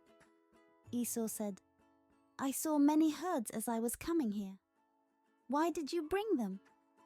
Jacob answered, "They were to please you, my master." But Esau said, "I already have enough, my brother. Keep what you have." Jacob said, "No, please, if I have pleased you, then please accept the gift I give you. I am very happy to see your face again. It is like seeing the face of God because you have accepted me. So I beg you to accept the gift I give you. God has been very good to me, and I have more than I need." And because Jacob begged, Esau accepted the gift. Then Esau said, "Let us get going. I will travel with you." But Jacob said to him, "My master, you know that the children are weak, and I must be careful with my flocks and their young ones. If I force them to go too far in one day, all the animals will die. So, my master, you go on ahead of me, your servant. I will follow you slowly. I will let the animals and the children set the speed at which we travel. I will meet you, my master, in Edom." So Esau said, "Then let me leave some of my men with you." "No, thank you," said Jacob. "I only want to please you, my master." So that day Esau started back to Edom. But Jacob went to Succoth. There he built a house for himself, and he made shelters for his animals. That is why the place was named Succoth, meaning shelters. Jacob left northwest Mesopotamia, and he arrived safely at the city of Shechem in the land of Canaan. He camped east of the city. He bought a part of the field where he had camped. He bought it from the sons of Hamor father of Shechem for 100 pieces of silver. He built an altar there and named it after God, the God of Israel. God said to Jacob, "Go to the city of Bethel and live there. Make an altar to the God who appeared to you there. This was when you were running away from your brother Esau."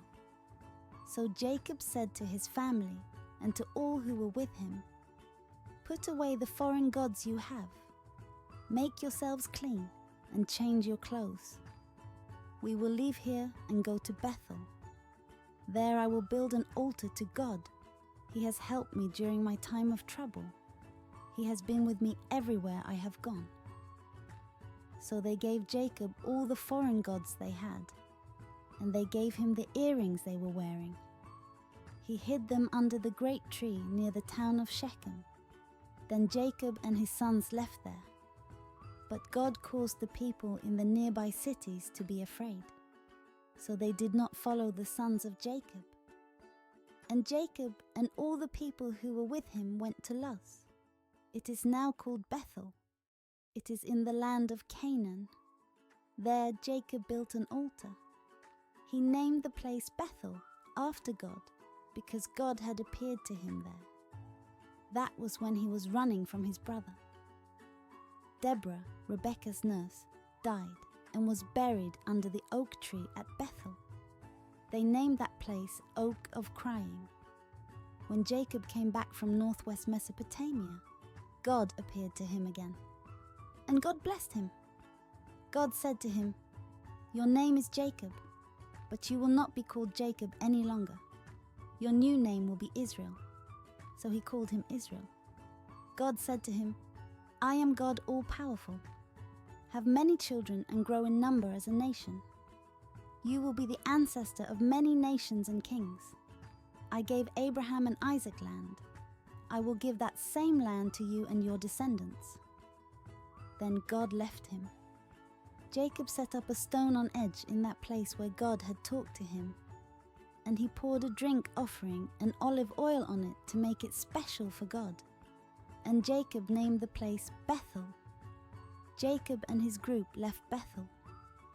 Before they came to Ephrath, Rachel began giving birth to her baby, but she was having much trouble with this birth. When Rachel's nurse saw this, she said, "Don't be afraid, Rachel, you are giving birth to another son." Rachel gave birth to the son, but she died. As she lay dying, she named the boy Son of My Suffering, but Jacob called him Benjamin. Rachel was buried on the road to Ephrath, a district of Bethlehem, and Jacob set up a rock on her grave to honor her. That rock is still there today. Then Israel, also called Jacob, continued his journey. He camped just south of Migdal Eder. While Israel was in that land, Reuben had physical relations with Israel's slave woman Bilhah, and Israel heard about it. Jacob had 12 sons. He had 6 sons by his wife Leah. Reuben was his first son.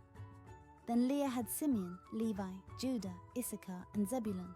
He had 2 sons by his wife Rachel, Joseph and Benjamin. He had 2 sons by Rachel's slave girl Bilhah, Dan and Naphtali.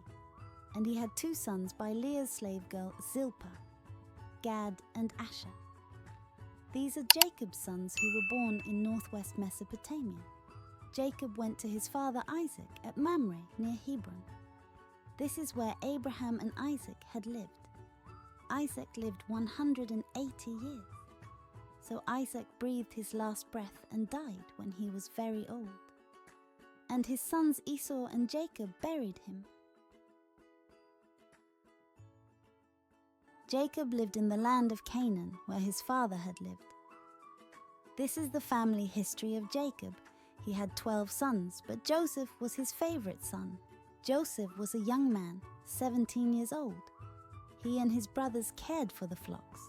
His brothers were the sons of Bilhah and Zilpah, his father's wives. Joseph gave his father bad reports about his brothers. Joseph was born when his father Israel, also called Jacob, was old. So Israel loved Joseph more than his other sons. He made Joseph a special robe with long sleeves. Joseph's brothers saw that their father loved Joseph more than he loved them. So they hated their brother and could not speak to him politely. One time Joseph had a dream. When he told his brothers about it, they hated him even more. Joseph said, "Listen to the dream I had.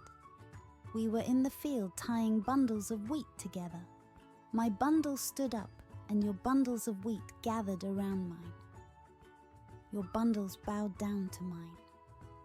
His brothers said, "Do you really think you will be king over us? Do you truly think you will rule over us?" His brothers hated him even more now. They hated him because of his dreams and what he had said. Then Joseph had another dream. He told his brothers about it also. He said, "Listen, I had another dream. I saw the sun, moon, and 11 stars bowing down to me." Joseph also told his father about this dream.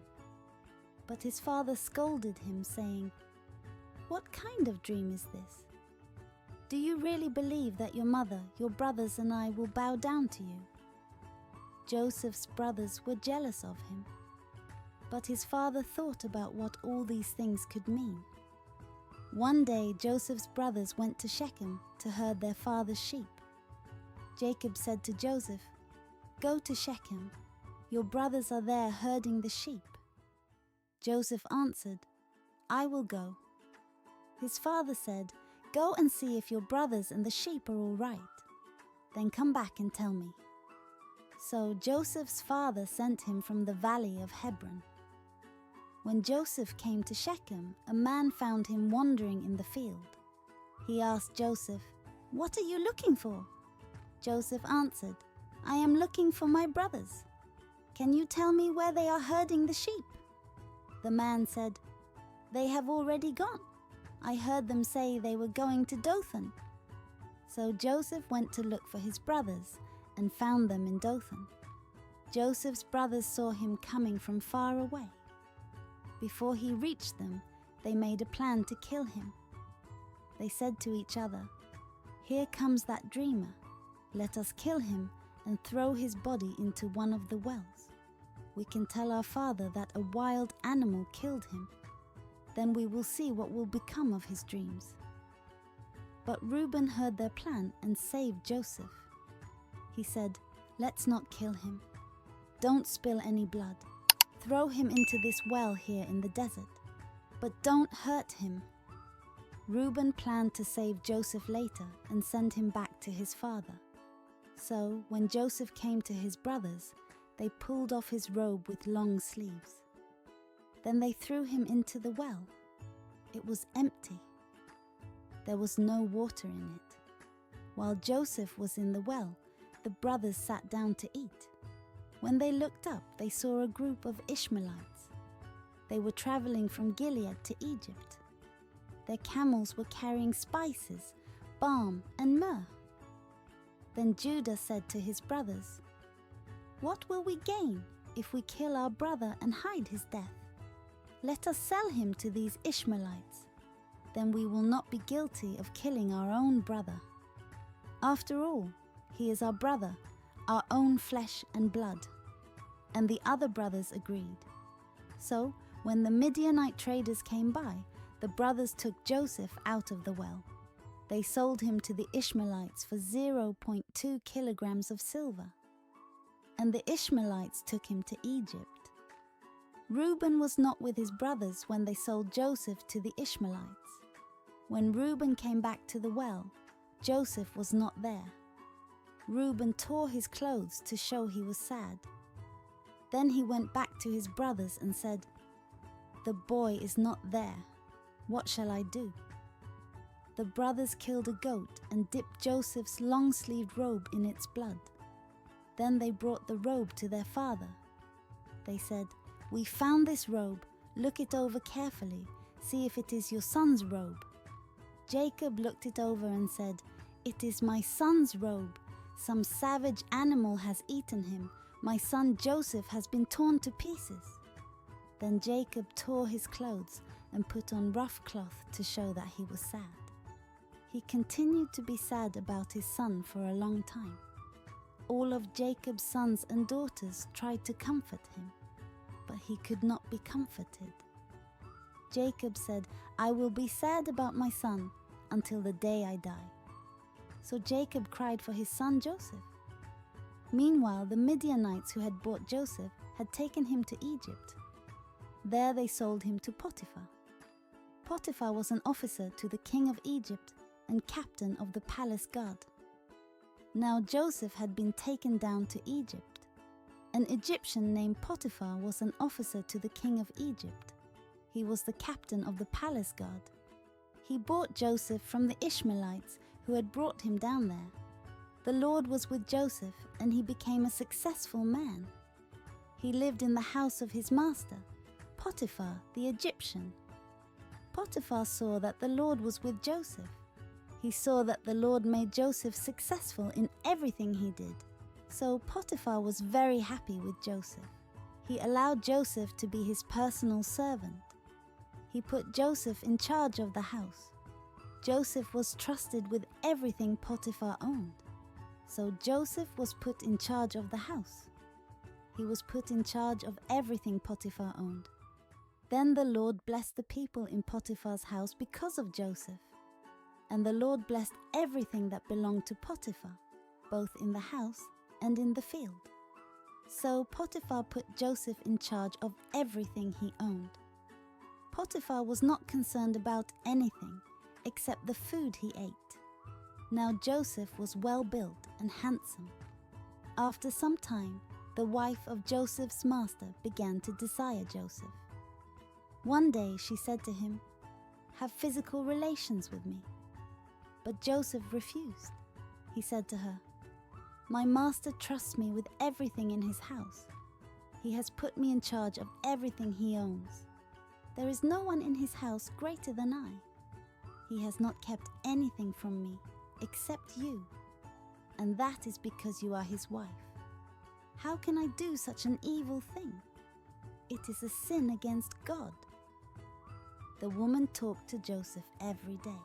but he refused to have physical relations with her or even spend time with her. One day, Joseph went into the house to do his work as usual. He was the only man in the house at that time.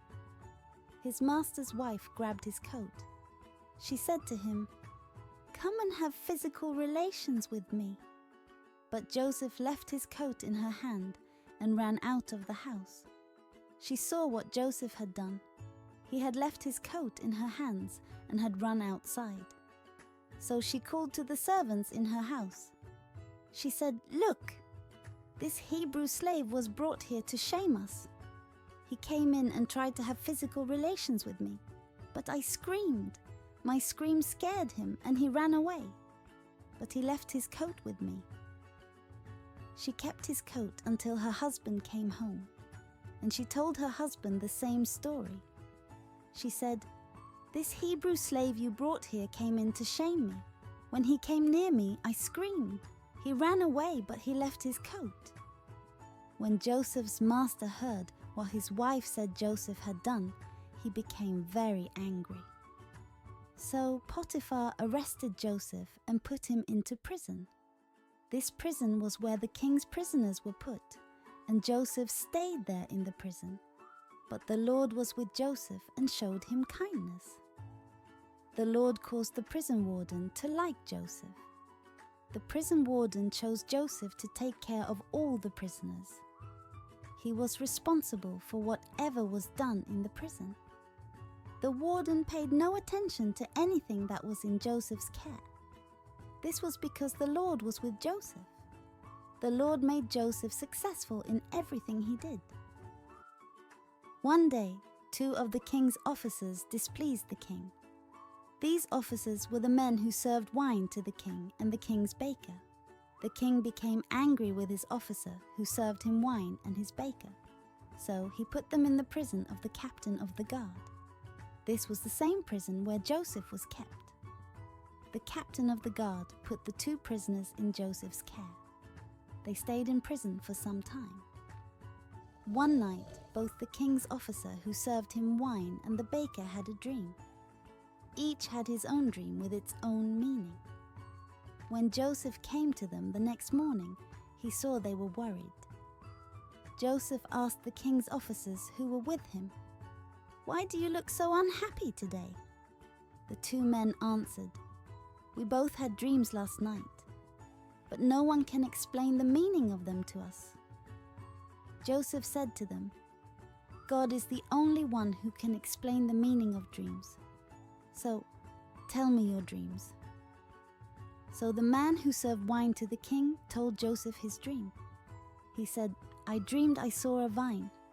On the vine there were 3 branches.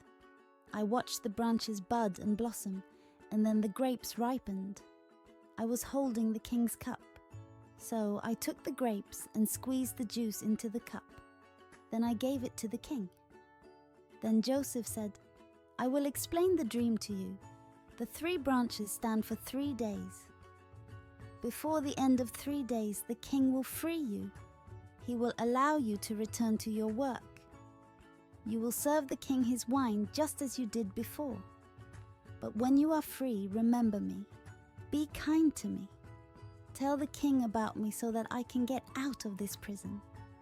I was taken by force from the land of the Hebrews, and I have done nothing here to deserve being put in prison." The baker saw that Joseph's explanation of the dream was good. So he said to Joseph, "I also had a dream. I dreamed there were 3 bread baskets on my head. In the top basket there were all kinds of baked food for the king, but the birds were eating this food out of the basket on my head." Joseph answered, "I will tell you what the dream means. The 3 baskets stand for 3 days. Before the end of 3 days, the king will cut off your head. He will hang your body on a pole, and the birds will eat your flesh." 3 days later, it was the king's birthday. So he gave a feast for all his officers. In front of his officers, he let the chief officer who served his wine and the chief baker out of prison. The king gave his chief officer who served wine his old position. Once again, he put the king's cup of wine into the king's hand, but the king hanged the baker on a pole. Everything happened just as Joseph had said it would. But the officer who served wine did not remember Joseph. He forgot all about him. 2 years later, the king had a dream. He dreamed he was standing on the bank of the Nile River. He saw 7 fat and beautiful cows come up out of the river. They stood there, eating the grass. Then 7 more cows came up out of the river, but they were thin and ugly. They stood beside the 7 beautiful cows on the bank of the Nile. The 7 thin and ugly cows ate the 7 beautiful fat cows. Then the king woke up. The king slept again and dreamed a second time. In his dream, he saw 7 full and good heads of grain growing on one stalk. After that, 7 more heads of grain sprang up, but they were thin and burned by the hot east wind. The thin heads of grain ate the 7 full and good heads. Then the king woke up again, and he realized it was only a dream. The next morning the king was troubled about these dreams, so he sent for all the magicians and wise men of Egypt. The king told them his dreams, but no one could explain their meaning to him. Then the chief officer who served wine to the king said to him, "I remember something I promised to do, but I had forgotten about it. There was a time when you were angry with me and the baker. You put us in prison in the house of the captain of the guard. In prison, we each had a dream on the same night. Each dream had a different meaning. A young Hebrew man was in the prison with us. He was a servant of the captain of the guard. We told him our dreams, and he explained their meanings to us. He told each man the meaning of his dream. Things happened exactly as he said they would. I was given back my old position, and the baker was hanged. So the king called for Joseph. The guards quickly brought him out of the prison. He shaved, put on clean clothes, and went before the king. The king said to Joseph, "I have had a dream, but no one can explain its meaning to me. I have heard that you can explain a dream when someone tells it to you." Joseph answered the king, "I am not able to explain the meaning of dreams. God will do this for the king." Then the king said to Joseph, "In my dream I was standing on the bank of the Nile River. I saw 7 fat and beautiful cows. They came up out of the river and ate the grass. Then I saw 7 more cows come out of the river. They were thin and lean and ugly. They were the worst looking cows I have seen in all the land of Egypt. And these thin and ugly cows ate the first 7 fat cows. But after they had eaten the 7 cows, no one could tell they had eaten them. They just looked as thin and ugly as they did in the beginning." Then I woke up. I had another dream. I saw 7 full and good heads of grain growing on one stalk. Then 7 more heads of grain sprang up after them. But these heads were thin and ugly. They were burned by the hot east wind. Then the thin heads ate the 7 good heads. I told this dream to the magicians, but no one could explain its meaning to me. Then Joseph said to the king, "Both of these dreams mean the same thing. God is telling you what he is about to do. The 7 good cows stand for 7 years, and the 7 good heads of grain stand for 7 years. Both dreams mean the same thing. The 7 thin and ugly cows stand for 7 years, and the 7 thin heads of grain burned by the hot east wind stand for 7 years of hunger. This will happen as I told you. God is showing the king what he is about to do. You will have 7 years of good crops and plenty to eat in all the land of Egypt. But after those 7 years, there will come 7 years of hunger. All the food that grew in the land of Egypt will be forgotten. The time of hunger will eat up the land. People will forget what it was like to have plenty of food. This is because the hunger that follows will be so great. You had 2 dreams which mean the same thing. This shows that God has firmly decided that this will happen, and He will make it happen soon. So let the king choose a man who is very wise and understanding. Let the king set him over the land of Egypt, and let the king also appoint officers over the land. They should take 1/5 of all the food that is grown during the 7 good years. They should gather all the food that is produced during the good years that are coming. Under the king's authority, they should store the grain in the cities and guard it. That food should be saved for later. It will be used during the 7 years of hunger that will come on the land of Egypt. Then the people in Egypt will not die during the 7 years of hunger. This seemed like a very good idea to the king. All his officers agreed. And the king asked them, "Can we find a better man than Joseph to take this job? God's spirit is truly in him." So the king said to Joseph, "God has shown you all this. There is no one as wise and understanding as you are. I will put you in charge of my palace. All the people will obey your orders. Only I will be greater than you." Then the king said to Joseph, "Look, I have put you in charge of all the land of Egypt." Then the king took off from his own finger his ring with the royal seal on it, and he put it on Joseph's finger. He gave Joseph fine linen clothes to wear, and he put a gold chain around Joseph's neck. The king had Joseph ride in the 2nd royal chariot.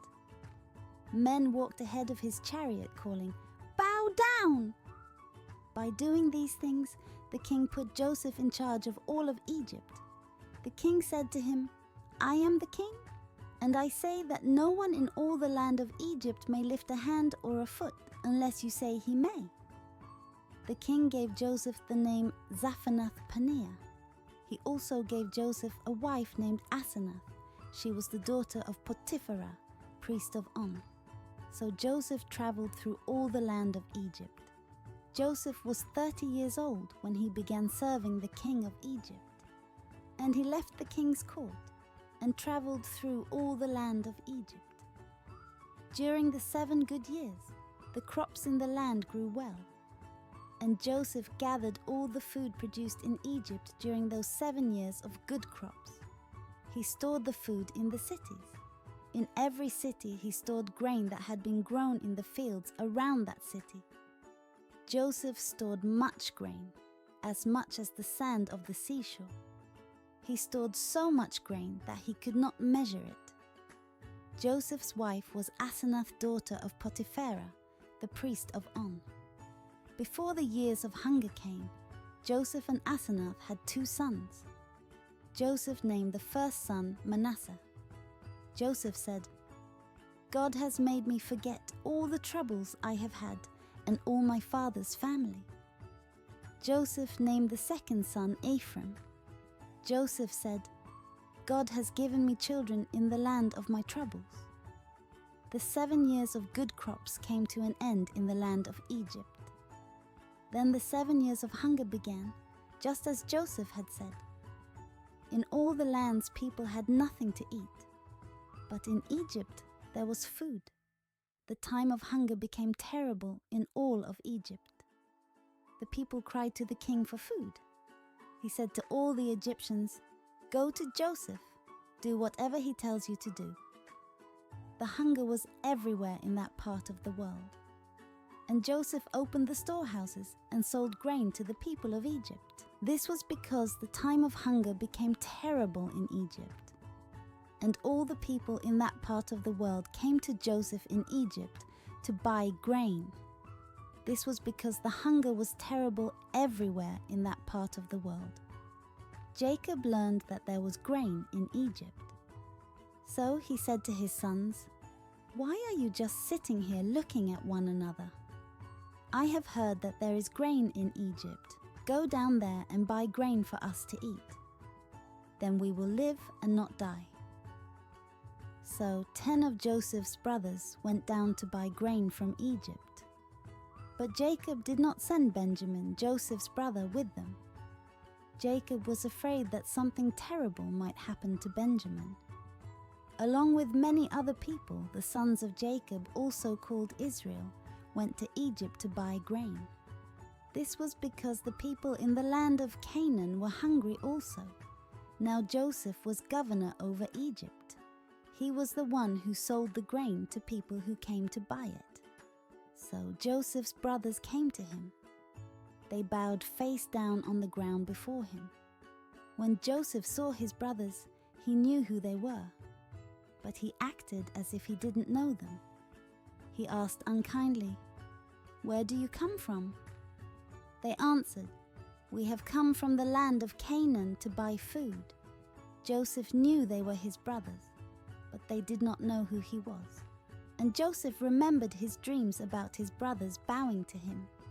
He said to them, "You are spies. You came to learn where the nation is weak."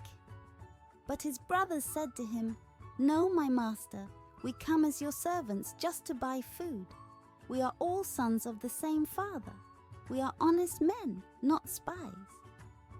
Then Joseph said to them, "No, you have come to learn where this nation is weak." And they said, "We are 10 of 12 brothers. We are sons of the same father. We live in the land of Canaan. Our youngest brother is there with our father right now, and our other brother is gone." But Joseph said to them, "I can see I was right. You are spies, but I will give you a way to prove you are telling the truth.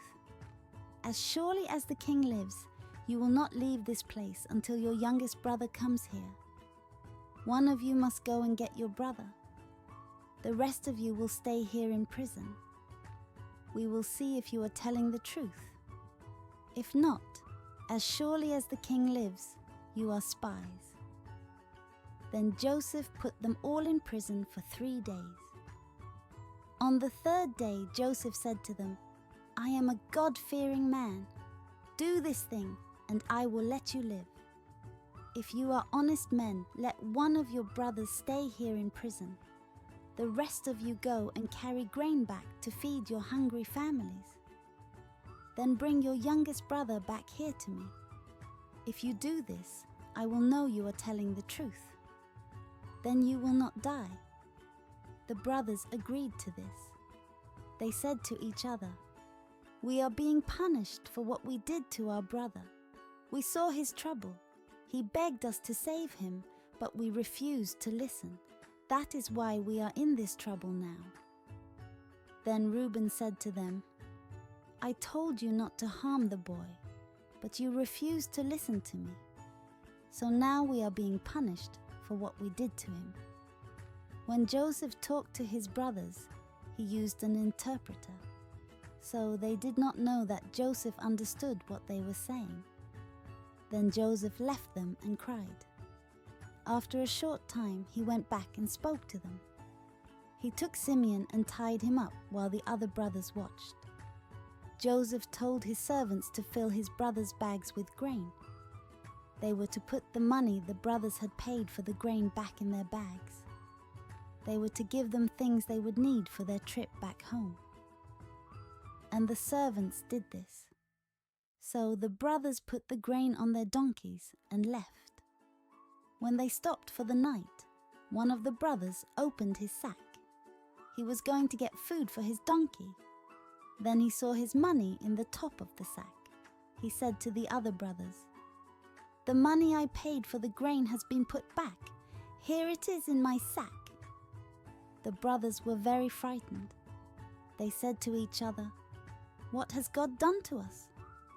The brothers went to their father Jacob in the land of Canaan. They told him everything that had happened.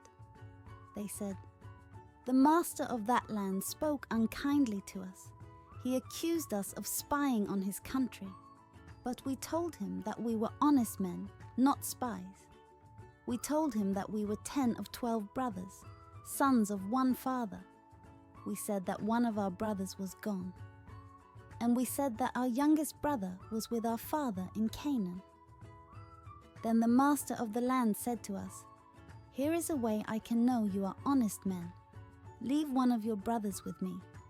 Take back grain to feed your hungry families and go, and bring your youngest brother to me. Then I will know that you are not spies, but honest men, and I will give you back your brother whom you leave with me, and you can move about freely in our land." Then the brothers emptied their sacks, and each of them found his money in his sack. When they and their father saw it, they were afraid. Their father Jacob said to them, "You are robbing me of all my children. Joseph is gone, Simeon is gone, and now you want to take Benjamin away too. Everything is against me." Then Reuben said to his father, "You may put my 2 sons to death if I don't bring Benjamin back to you. Trust him to my care. I will bring him back to you." But Jacob said, "I will not allow Benjamin to go with you. His brother is dead. He is the only son left from my wife Rachel. I am afraid something terrible might happen to him during the trip to Egypt. Then I would be sad until the day I die." Still no food grew in the land of Canaan. Jacob's family had eaten all the grain they had brought from Egypt. So Jacob said to them, "Go to Egypt again. Buy a little more grain for us to eat." But Judah said to Jacob, "The governor of that country strongly warned us.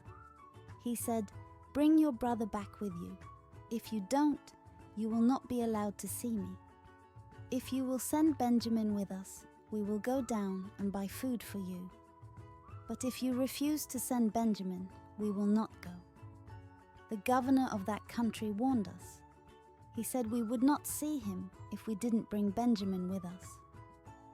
Jacob, also called Israel, said, "Why did you tell the man you had another brother? You have caused me a lot of trouble." The brothers answered, "He questioned us carefully about ourselves and our family. He asked us, 'Is your father still alive? Do you have another brother?' We just answered his questions. How could we know he would ask us to bring our other brother to him?"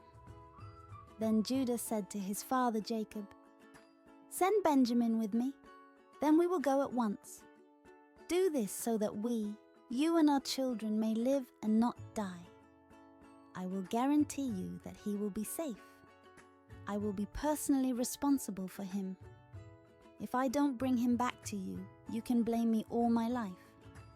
If we had not wasted all this time, we could have already made 2 trips." Then their father Jacob said to them, "If it has to be that way, then do this.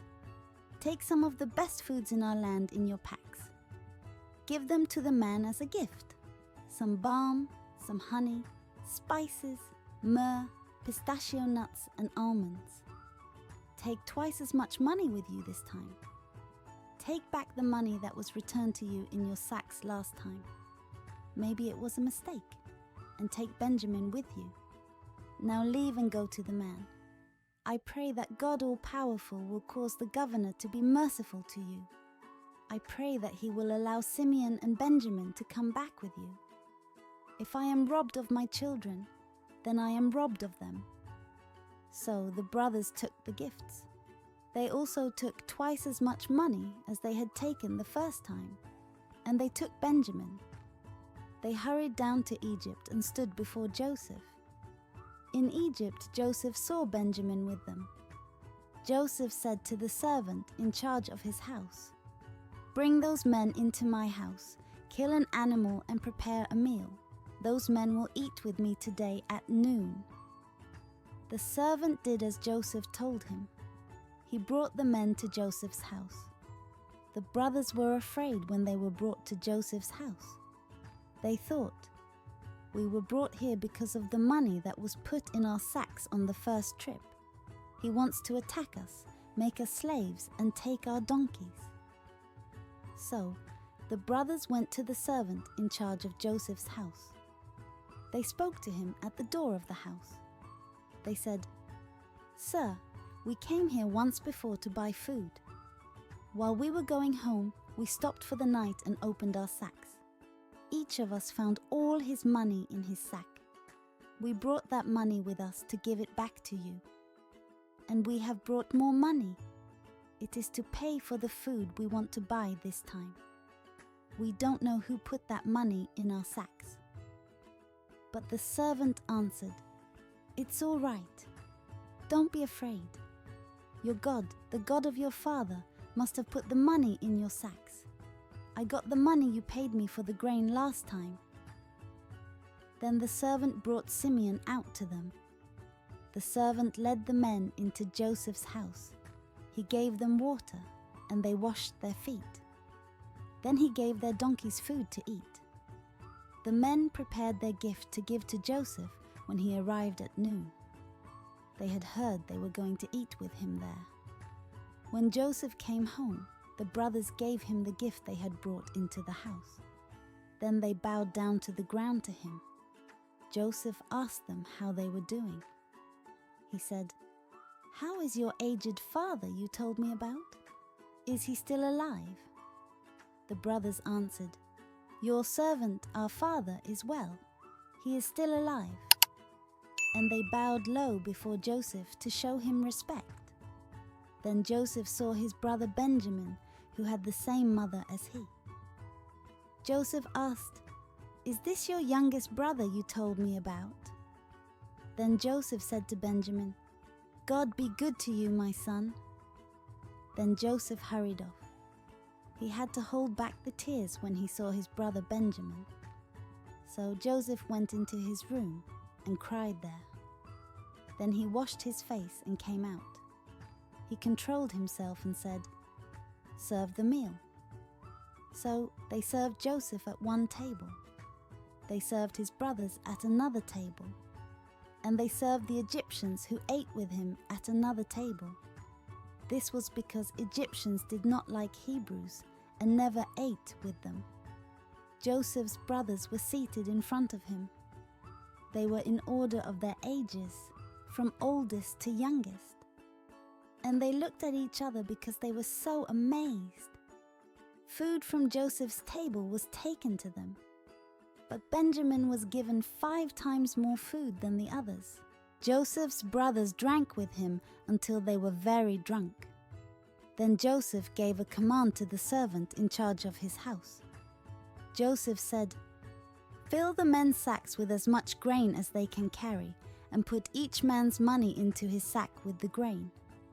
Put my silver cup in the sack of the youngest brother. Also put his money for the grain in that sack." The servant did what Joseph told him. At dawn, the brothers were sent away with their donkeys. They were not far from the city when Joseph said to the servant in charge of his house, "Go after the men. When you catch up with them, say, 'Why have you paid back evil for good? The cup you have stolen is the one my master uses for drinking, and he uses it for explaining dreams. You have done a very wicked thing." So the servant caught up with the brothers. He said to them what Joseph had told him to say. But the brothers said to the servant, "Why do you say these things? We would not do anything like that. We brought back to you the money we found in our sacks. We brought it back from the land of Canaan. So surely we would not steal silver or gold from your master's house. If you find that silver cup in the sack of one of us, then let him die, and we will be your slaves." The servant said, "We will do as you say, but only the man who has taken the cup will become my slave. The rest of you may go free." Then every brother quickly lowered his sack to the ground and opened it. The servant searched the sacks, going from the oldest brother to the youngest. He found the cup in Benjamin's sack. The brothers tore their clothes to show they were sad. Then they put their sacks back on the donkeys, and they returned to the city. When Judah and his brothers went back to Joseph's house, Joseph was still there. The brothers bowed face down on the ground before him. Joseph said to them, "What have you done?" Didn't you know that a man like me can learn things by signs and dreams?" Judah said, "Sir, what can we say? And how can we show we are not guilty? God has uncovered our guilt. So all of us will be your slaves, not just Benjamin." But Joseph said, "I will not make you all slaves. Only the man who stole the cup will be my slave. The rest of you may go back safely to your father." Then Judah went to Joseph and said, "Sir, please let me speak plainly to you. Please don't be angry with me. I know that you are as powerful as the king of Egypt himself. When we were here before, you asked us, 'Do you have a father or a brother?' And we answered you, 'We have an old father, and we have a younger brother. He was born when our father was old. This youngest son's brother is dead, so he is the only one of his mother's children left alive. And our father loves him very much. Then you said to us, 'Bring that brother to me. I want to see him.' And we said to you, 'That young boy cannot leave his father. If he leaves him, his father would die.' But you said to us, 'You must bring your youngest brother. If you don't, you will not be allowed to see me again.' So we went back to our father and told him what you had said. Later our father said, 'Go again, buy us a little more food.'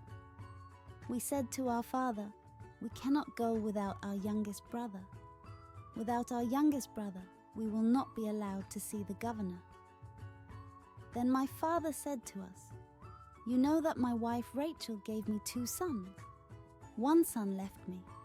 I thought, surely he has been torn apart by a wild animal. And I haven't seen him since. Now you want to take this son away from me also.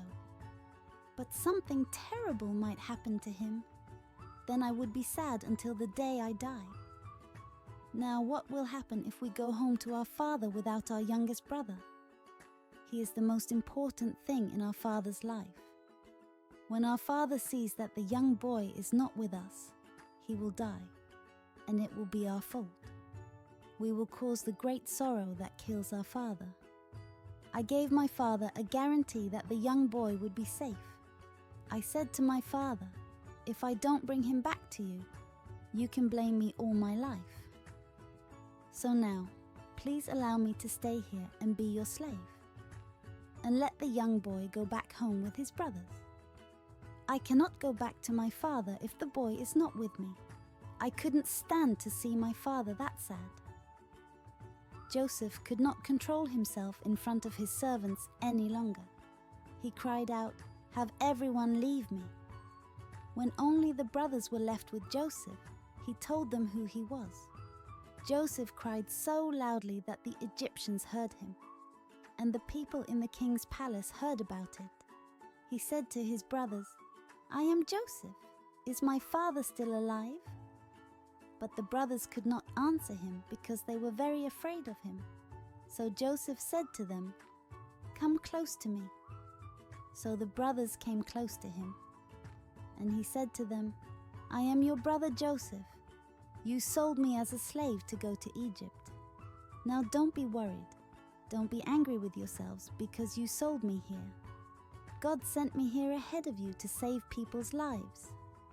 No food has grown on the land for 2 years now, and there will be 5 more years without planting or harvest. So God sent me here ahead of you. This was to make sure you have some descendants left on earth, and it was to keep you alive in an amazing way. So it was not you who sent me here, but God. God has made me the highest officer of the king of Egypt. I am in charge of his palace. I am the master of all the land of Egypt. So leave quickly and go to my father. Tell him, your son Joseph says, God has made me master over all Egypt. Come down to me quickly. Live in the land of Goshen. You will be near me. Also, your children, your grandchildren, your flocks and herds, and all that you have will be near me. I will care for you during the next 5 years of hunger. In this way, you and your family and all that you have will not starve. Now you can see for yourselves. The one speaking to you is really Joseph, and my brother Benjamin can see this.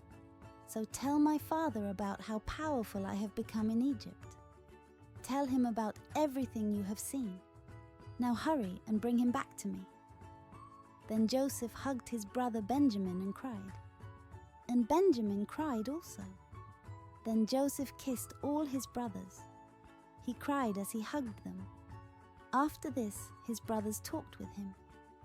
The king of Egypt and his officers learned that Joseph's brothers had come, and they were very happy about this. So the king said to Joseph, "Tell your brothers to load their animals and go back to the land of Canaan. Tell them to bring their father and their families back here to me. I will give them the best land in Egypt, and they will eat the best food we have here. Tell them to take some wagons from Egypt for their children and their wives, and tell them to bring their father back also. Tell them not to worry about bringing any of their things with them. We will give them the best of what we have in Egypt." So the sons of Israel did this. Joseph gave them wagons as the king had ordered, and he gave them food for their trip. He gave each brother a change of clothes. But he gave Benjamin 5 changes of clothes. And Joseph gave him about 7½ pounds of silver. Joseph also sent his father 10 donkeys loaded with the best things from Egypt. And he sent 10 female donkeys. They were loaded with grain, bread, and other food for his father on his trip back. Then Joseph told his brothers to go. As they were leaving, he said to them, "Don't quarrel on the way home." So the brothers left Egypt and went to their father Jacob in the land of Canaan. They told him, "Joseph is still alive. He is the ruler over all the land of Egypt." Their father was shocked and did not believe them. But the brothers told him everything Joseph had said. Then Jacob saw the wagons that Joseph had sent to carry him back to Egypt. Now Jacob felt better. Jacob, also called Israel, said, "Now I believe you. My son Joseph is still alive. I will go and see him before I die." So Jacob, also called Israel, took all he had and started his trip. He went to Beersheba. There he offered sacrifices to the God of his father Isaac. During the night, God spoke to Israel in a vision. He said, "Jacob, Jacob." And Jacob answered, "Here I am." Then God said, "I am God, the God of your father. Don't be afraid to go to Egypt. I will make your descendants a great nation there. I will go to Egypt with you, and I will bring you out of Egypt again. Joseph's own hands will close your eyes when you die." Then Jacob left Beersheba. The sons of Israel loaded their father, their children, and their wives. They put them in the wagons the king of Egypt had sent. They also took their farm animals and everything they had gotten in Canaan. So Jacob went to Egypt with all his descendants. He took his sons and grandsons, his daughters and granddaughters. He took all his family to Egypt with him. Jacob sent Judah ahead of him to see Joseph in Goshen. Then Jacob and his people came into the land of Goshen. Joseph prepared his chariot and went to meet his father Israel in Goshen. As soon as Joseph saw his father, he hugged his neck, and he cried there for a long time. Then Israel said to Joseph, "Now I am ready to die. I have seen your face, and I know that you are still alive." Joseph said to his brothers and his father's family, "I will go and tell the king you are here. I will say, 'My brothers and my father's family have left the land of Canaan. They have come here to me. They are shepherds and take care of farm animals.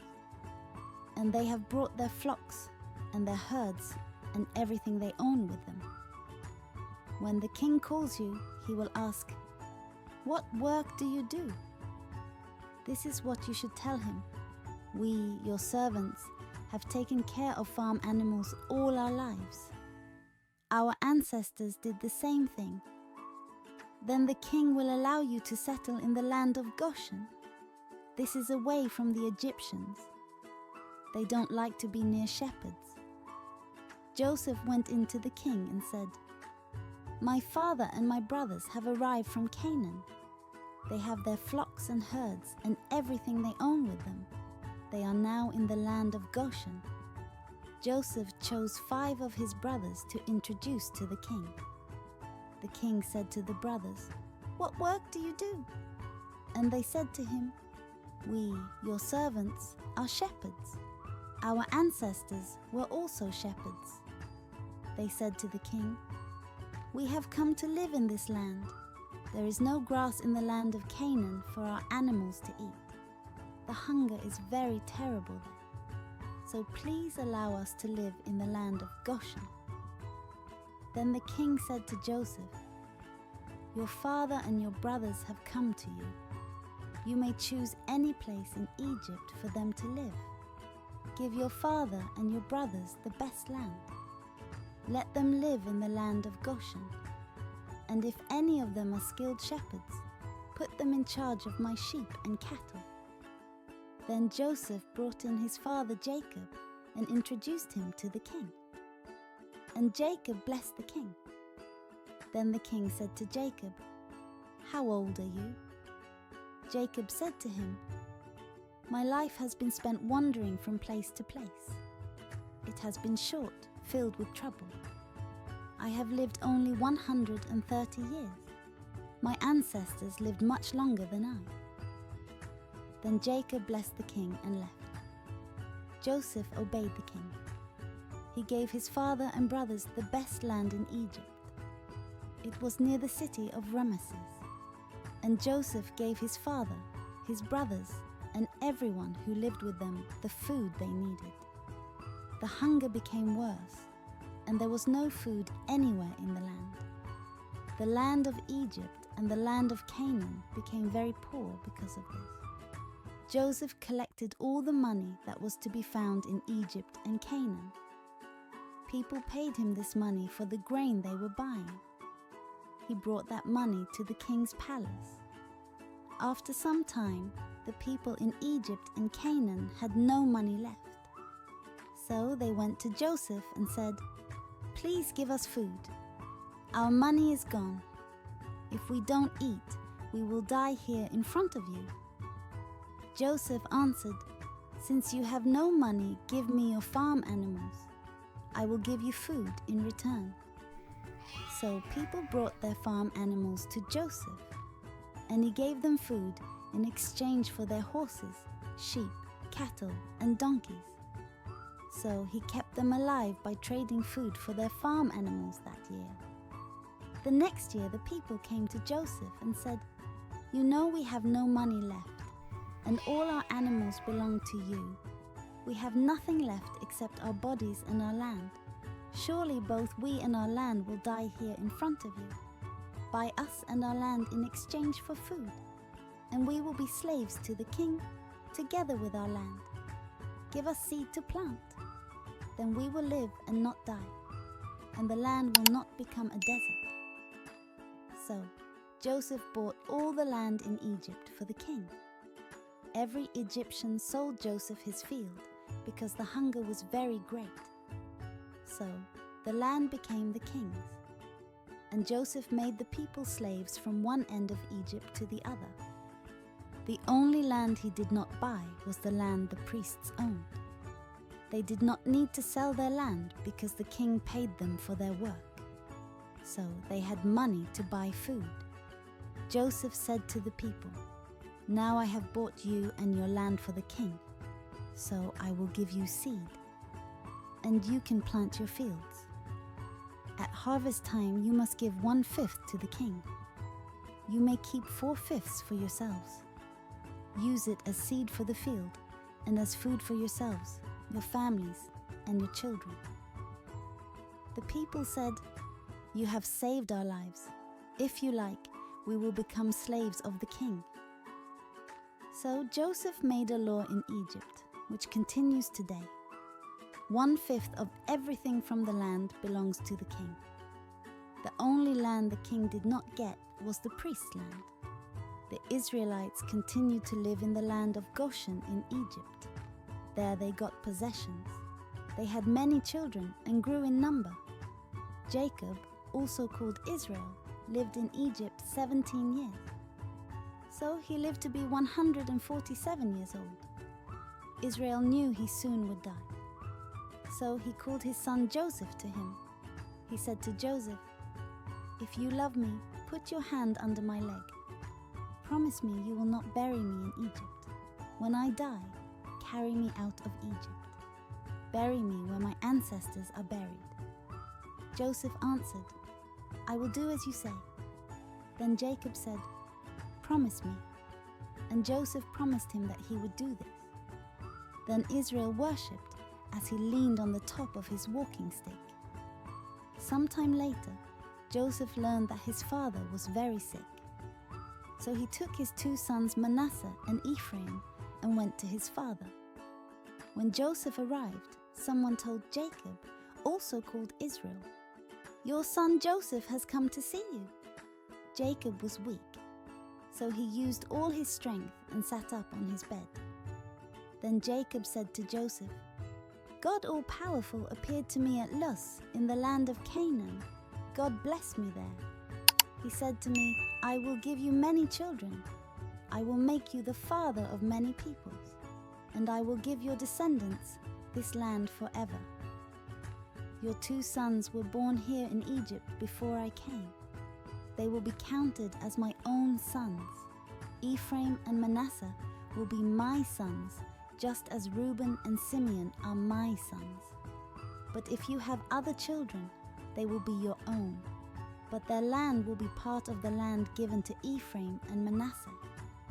When I came from northwest Mesopotamia, Rachel died in the land of Canaan.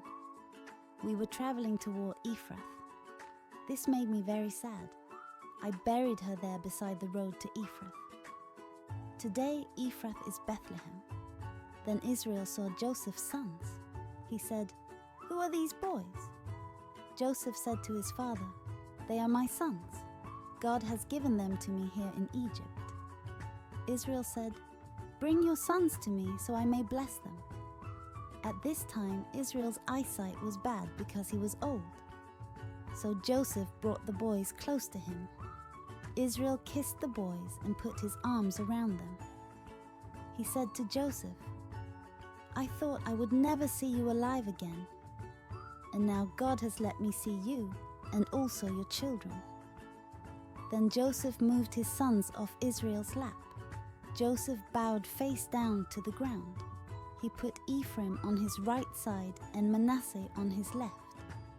So Ephraim was near Israel's left hand and Manasseh was near Israel's right hand.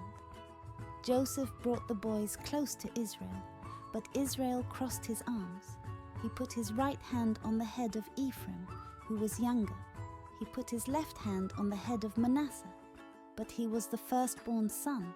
And Israel blessed Joseph and said, "My ancestors Abraham and Isaac served our God, and like a shepherd God has led me all my life. He was the angel who saved me from all my troubles. Now I pray that he will bless these boys. May my name be known through these boys. And may the names of my ancestors, Abraham and Isaac, be known through them. May they have many descendants on the earth." Joseph saw that his father put his right hand on Ephraim's head.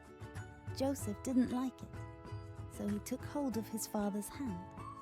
He wanted to move it from Ephraim's head to Manasseh's head. Joseph said to his father, "You are doing it wrong, father. Manasseh is the firstborn son. Put your right hand on his head." But his father refused and said, "I know, my son, I know. Manasseh will be great and have many descendants, but his younger brother will be greater, and his descendants will be enough to make a nation." So Israel blessed them that day. He said, "When a blessing is given in Israel, they will say, 'May God make you like Ephraim and Manasseh.'" In this way he made Ephraim greater than Manasseh. Then Israel said to Joseph, "Look at me, I am about to die. But God will be with you. He will take you back to the land of your fathers. I have given you something that I did not give your brothers. I have given you the land of Shechem that I took from the Amorite people. I took it with my sword and my bow." Then Jacob called his sons to him, which are the 12 tribes of Israel. He said, "Come here to me.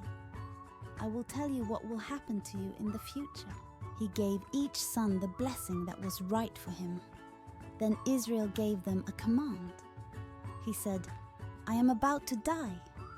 Bury me with my ancestors in the cave in the field of Ephron the Hittite. That cave is in the field of Machpelah east of Mamre. It is in the land of Canaan. Abraham bought that field from Ephron the Hittite for a burying place. Abraham and Sarah his wife are buried there. Isaac and Rebekah his wife are buried there. I buried my wife Leah there.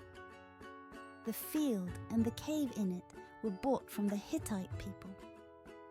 After Jacob finished talking to his sons, he lay down. He put his feet back on the bed, took his last breath, and died. When Jacob died, Joseph hugged his father and cried over him and kissed him. He commanded the doctors who served him to prepare his father's body. So the doctors prepared Jacob's body to be buried. It took the doctors 40 days to prepare his body. This was the usual time it took. And the Egyptians had a time of sorrow for Jacob. It lasted 70 days. When this time of sorrow had ended, Joseph spoke to the king's officers. He said, "If you think well of me, please tell this to the king. When my father was near death, I made a promise to him. I promised I would bury him in a cave in the land of Canaan. This is a burial place that he cut out for himself. So please let me go and bury my father. Then I will return." The king answered, "Keep your promise. Go and bury your father." So Joseph went to bury his father. All the king's officers, the elders of his court, and all the elders of Egypt went with Joseph. Everyone who lived with Joseph and his brothers went with him, and everyone who lived with his father also went. They left only their children, their flocks, and their herds in the land of Goshen. Men in chariots and on horses also went with Joseph. It was a very large group. They went to the threshing floor of Atad, east of the Jordan River. There they cried loudly and bitterly for Jacob, also called Israel. Joseph's time of sorrow continued for 7 days. The people that lived in Canaan saw the sadness at the threshing floor of Atad. They said, "Those Egyptians are showing great sorrow." So now that place is named Sorrow of the Egyptians. So Jacob's sons did what their father commanded. They carried his body to the land of Canaan. They buried it in the cave in the field of Machpelah near Mamre. Abraham had bought this cave and field from Ephron the Hittite. He bought the cave to use as a burial place. After Joseph buried his father, he returned to Egypt. His brothers and everyone who had gone with him to bury his father also returned. After Jacob died, Joseph's brothers said, "What if Joseph is still angry with us? We did many wrong things to him. What if he plans to pay us back?" So they sent a message to Joseph. It said, "Your father gave this command before he died. He said to us, 'You have done wrong. You have sinned and done evil to Joseph. Tell Joseph to forgive you, his brothers.' So now, Joseph, we beg you to forgive our wrong. We are the servants of the God of your father." When Joseph received the message, he cried. And his brothers went to him and bowed low before him. They said, "We are your slaves." Then Joseph said to them, "Don't be afraid. Can I do what only God can do? You meant to hurt me, but God turned your evil into good, It was to save the lives of many people, and it is being done, so don't be afraid. I will take care of you and your children." So Joseph comforted his brothers and spoke kind words to them. Joseph continued to live in Egypt with all his father's family. He died when he was 110 years old. During Joseph's life, Ephraim had children and grandchildren, and Joseph's son Manasseh had a son named Machir. Joseph accepted Machir's children as his own. Joseph said to his brothers, "I am about to die, but God will take care of you. He will lead you out of this land. He will lead you to the land he promised to Abraham, Isaac, and Jacob." Then Joseph had the sons of Israel make a promise. He said, "Promise me that you will carry my bones with you out of Egypt." Joseph died when he was 110 years old. Doctors prepared his body for burial. Then they put him in a coffin in Egypt. When Jacob, also called Israel, went to Egypt, he took his sons, and each son took his own family with him. These are the names of the sons of Israel: Reuben, Simeon, Levi, Judah, Issachar, Zebulun, Benjamin, Dan, Naphtali, Gad, and Asher. There was a total of 70 people who were descendants of Jacob. Jacob's son Joseph was already in Egypt. By some time later, Joseph and his brothers had died, along with all the people who had lived at that same time. But the people of Israel had many children, and their number grew greatly. They became very strong, and the country of Egypt was filled with them. Then a new king began to rule Egypt. He did not know who Joseph was. This king said to his people, "Look, the people of Israel are too many, and they are too strong for us to handle. We must make plans against them. If we don't, the number of their people will grow even more. Then if there is a war, they might join our enemies. Then they could fight us and escape from the country." So the Egyptians made life hard for the people of Israel. They put slave masters over the Israelites. The slave masters forced the Israelites to build the cities Pithom and Ramesses for the king. These cities were supply centers in which the Egyptians stored things. The Egyptians forced the Israelites to work even harder. But this made the Israelites grow in number and spread more. So the Egyptians became more afraid of them. They forced the Israelites to work even harder.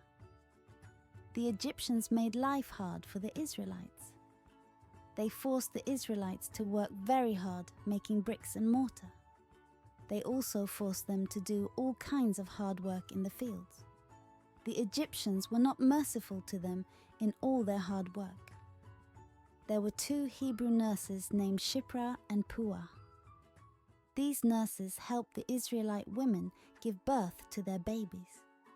The king of Egypt said to the nurses, "When you are helping the Hebrew women give birth to their babies, watch. If the baby is a girl, let the baby live. But if it is a boy, kill it." But the nurses feared God, so they did not do as the king told them. They let all the boy babies live. Then the king of Egypt sent for the nurses. He said, "Why did you do this? Why did you let the boys live?" The nurses said to him, "The Hebrew women are much stronger than the Egyptian women. They give birth to their babies before we can get there."